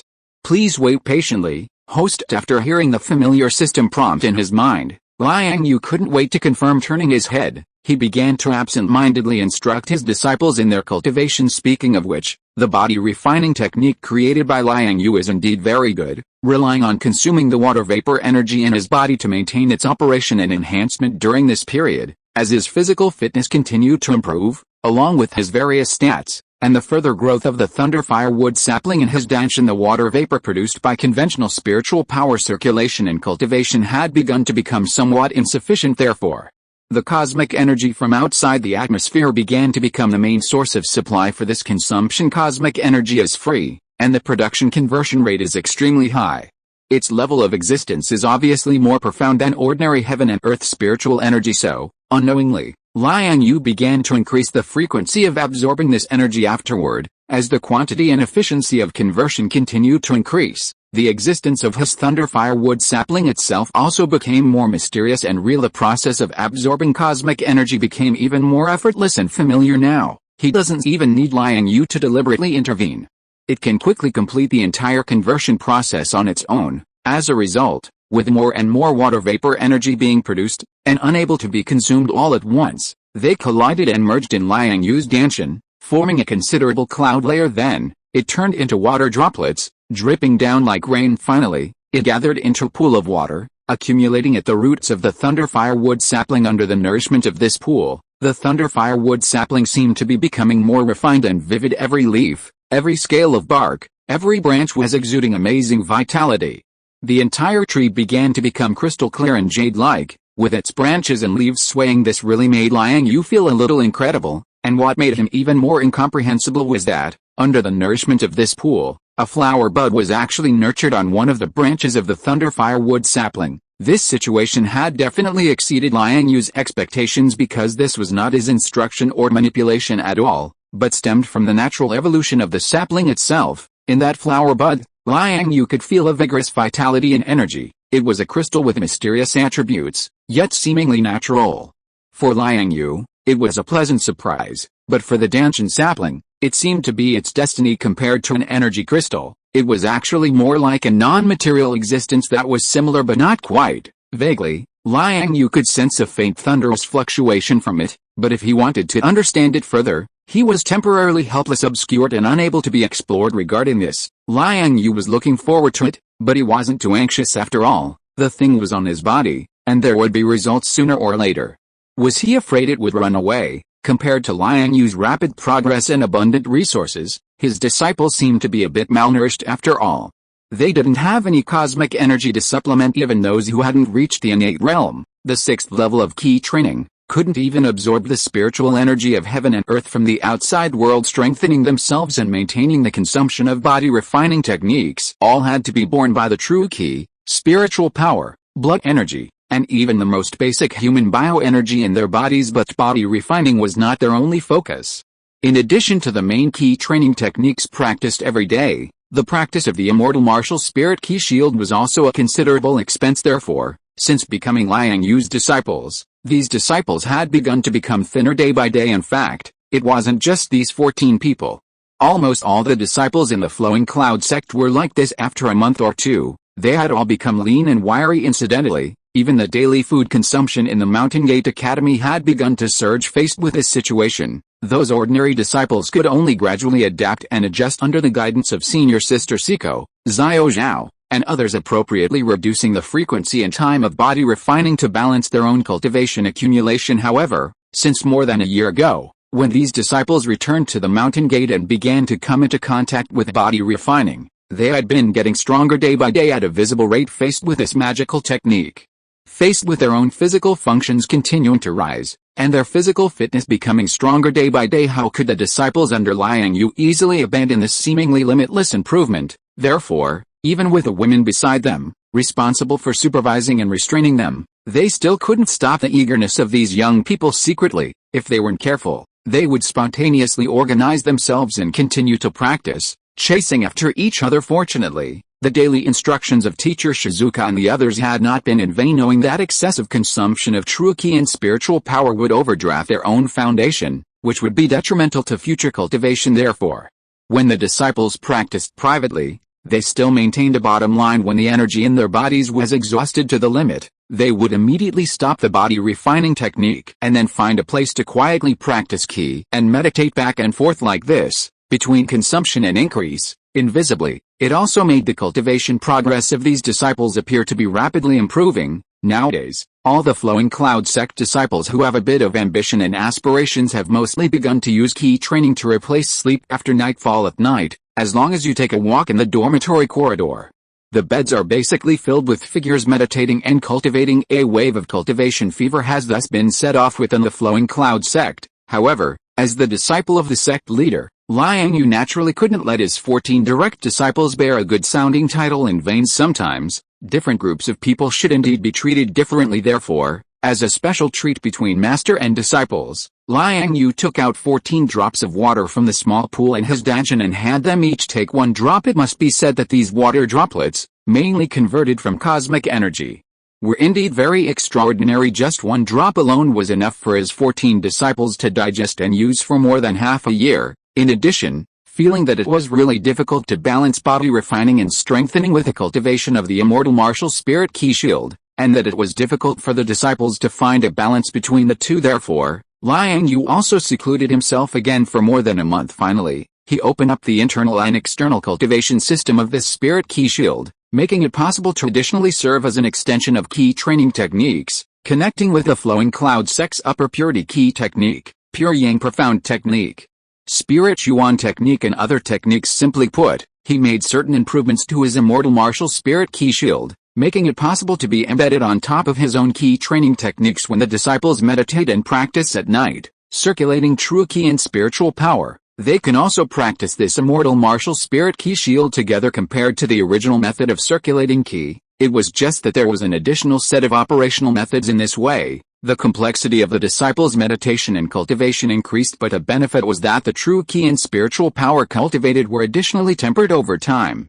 Both the purity and controllability of the energy would become higher. The immortal martial spirit ki shield technique will also be completely integrated into their respective cultivation. This idea is similar to the golden light charm of Dragon Tiger Mountain. Of course, the promotion and modification of any technique is not achieved overnight. In order to test the operational difficulty of this compatible cultivation, Liang Yue also first taught the 14 disciples under his command. It took about 3 months to get them one by one on the right track of their respective cultivation. Chapter 600 Mediating Creation. Strictly speaking, the body refinement techniques that Liang Yue summarized and created, including the body refinement techniques in Desu Fist, and even the basic body refinement techniques he taught to his disciples, are actually techniques that, in terms of regulations, should not have appeared in this world if classified according to world level. The current DC world, just Earth alone, has probably only barely touched the end of a low-level Zuanhuan world, or is simply in the age of Dharma decline. This is still due to the added bonus of the Chinese and humans and their systematic, large-scale sect cultivation mechanism as for the others, such as Superman, Green Lantern, and the demigod Wonder Woman. They are just intrusions of power belonging to another related plane or planet. They are products that accidentally intervened in Earth. Although each of them is remarkable and possesses a great reputation throughout the universe, such people are too coincidental and lack a specific growth system, so they cannot be generalized with the overall environmental level. However, Liang Yue's body refinement technique should at least be classified as a mid-level high or even high-level low Zuanhuan plane. The level of basic techniques. This kind of leap-forward cultivation between power levels will inevitably lead to many problems. Therefore, when passing on the basic body refinement technique to his disciples, Liang Yue made them swear a secrecy oath. I just don't know how effective this kind of thing can be. As for his Zian Wu spiritual key shield, it is actually already the most profound technique on the current Earth. At least it has an orderly inheritance, and even at Liang Yue's current peak stage of mid-foundation establishment, he has been continuously improving and elevating it. The effect should not be worse than the golden light charm of Longhu Mountain. As for the cultivation method of this technique after improvement,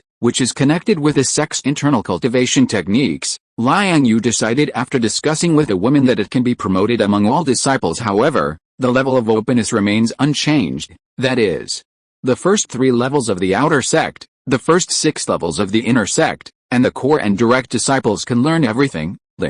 This system permission has been upgraded, and the specific update content has been listed in the system panel.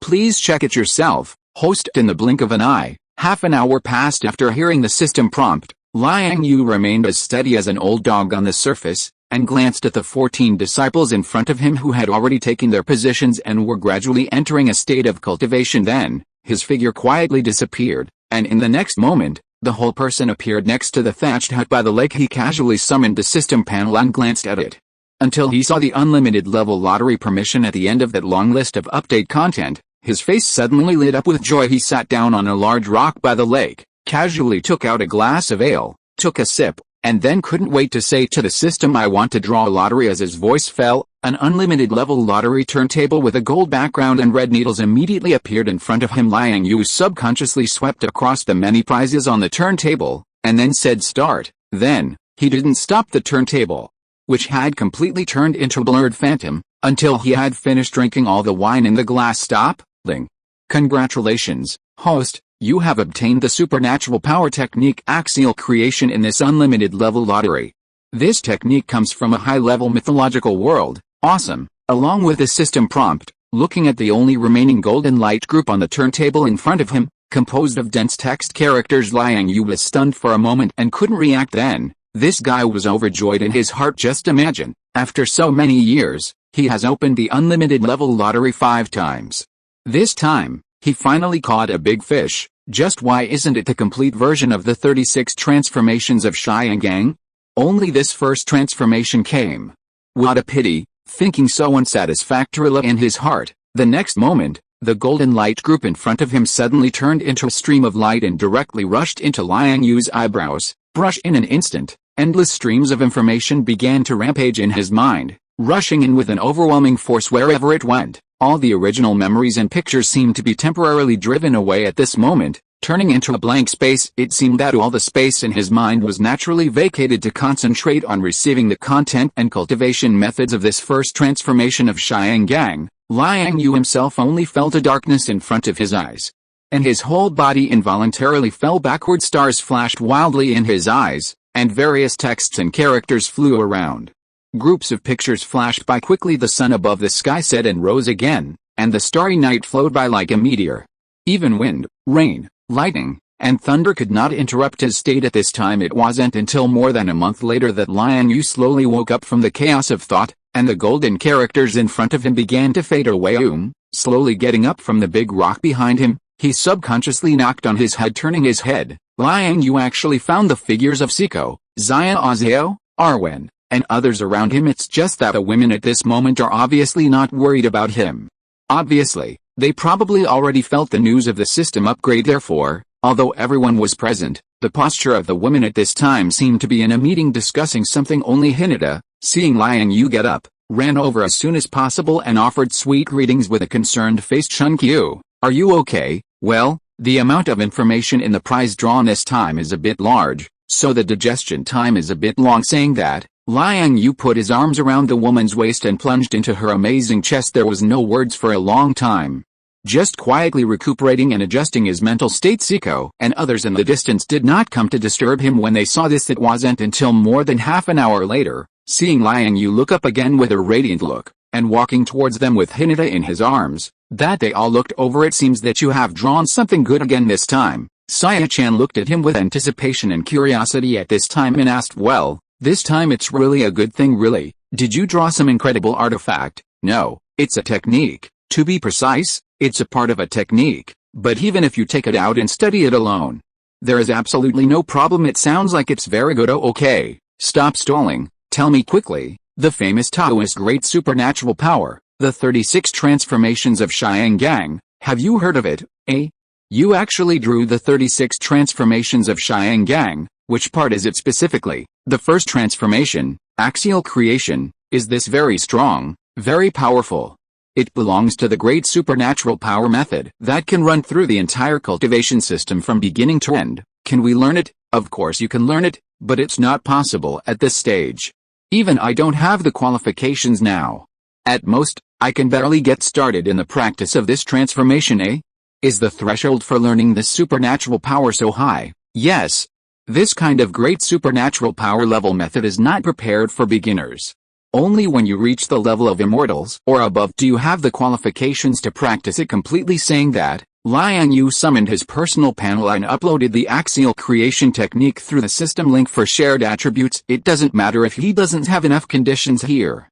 His mother and Nesta should already have the qualifications to practice this, and as their own people in the Liang family, once these two have successfully cultivated and have some insights, to a certain extent, it is naturally equivalent to raising the overall strength of the team. In addition, Siko, Saya-chan, Xia Azeo, Arwen, and others around him who are interested in this technique can also try to load this technique into their minds and practice it once they feel they have enough ability. However, with Liang Yue's current realm and four-dimensional attributes, it took him a full month just to receive the information of this technique. It is the most time he has spent receiving various methods and skills since his debut. As for the women, it is estimated that they will have to wait.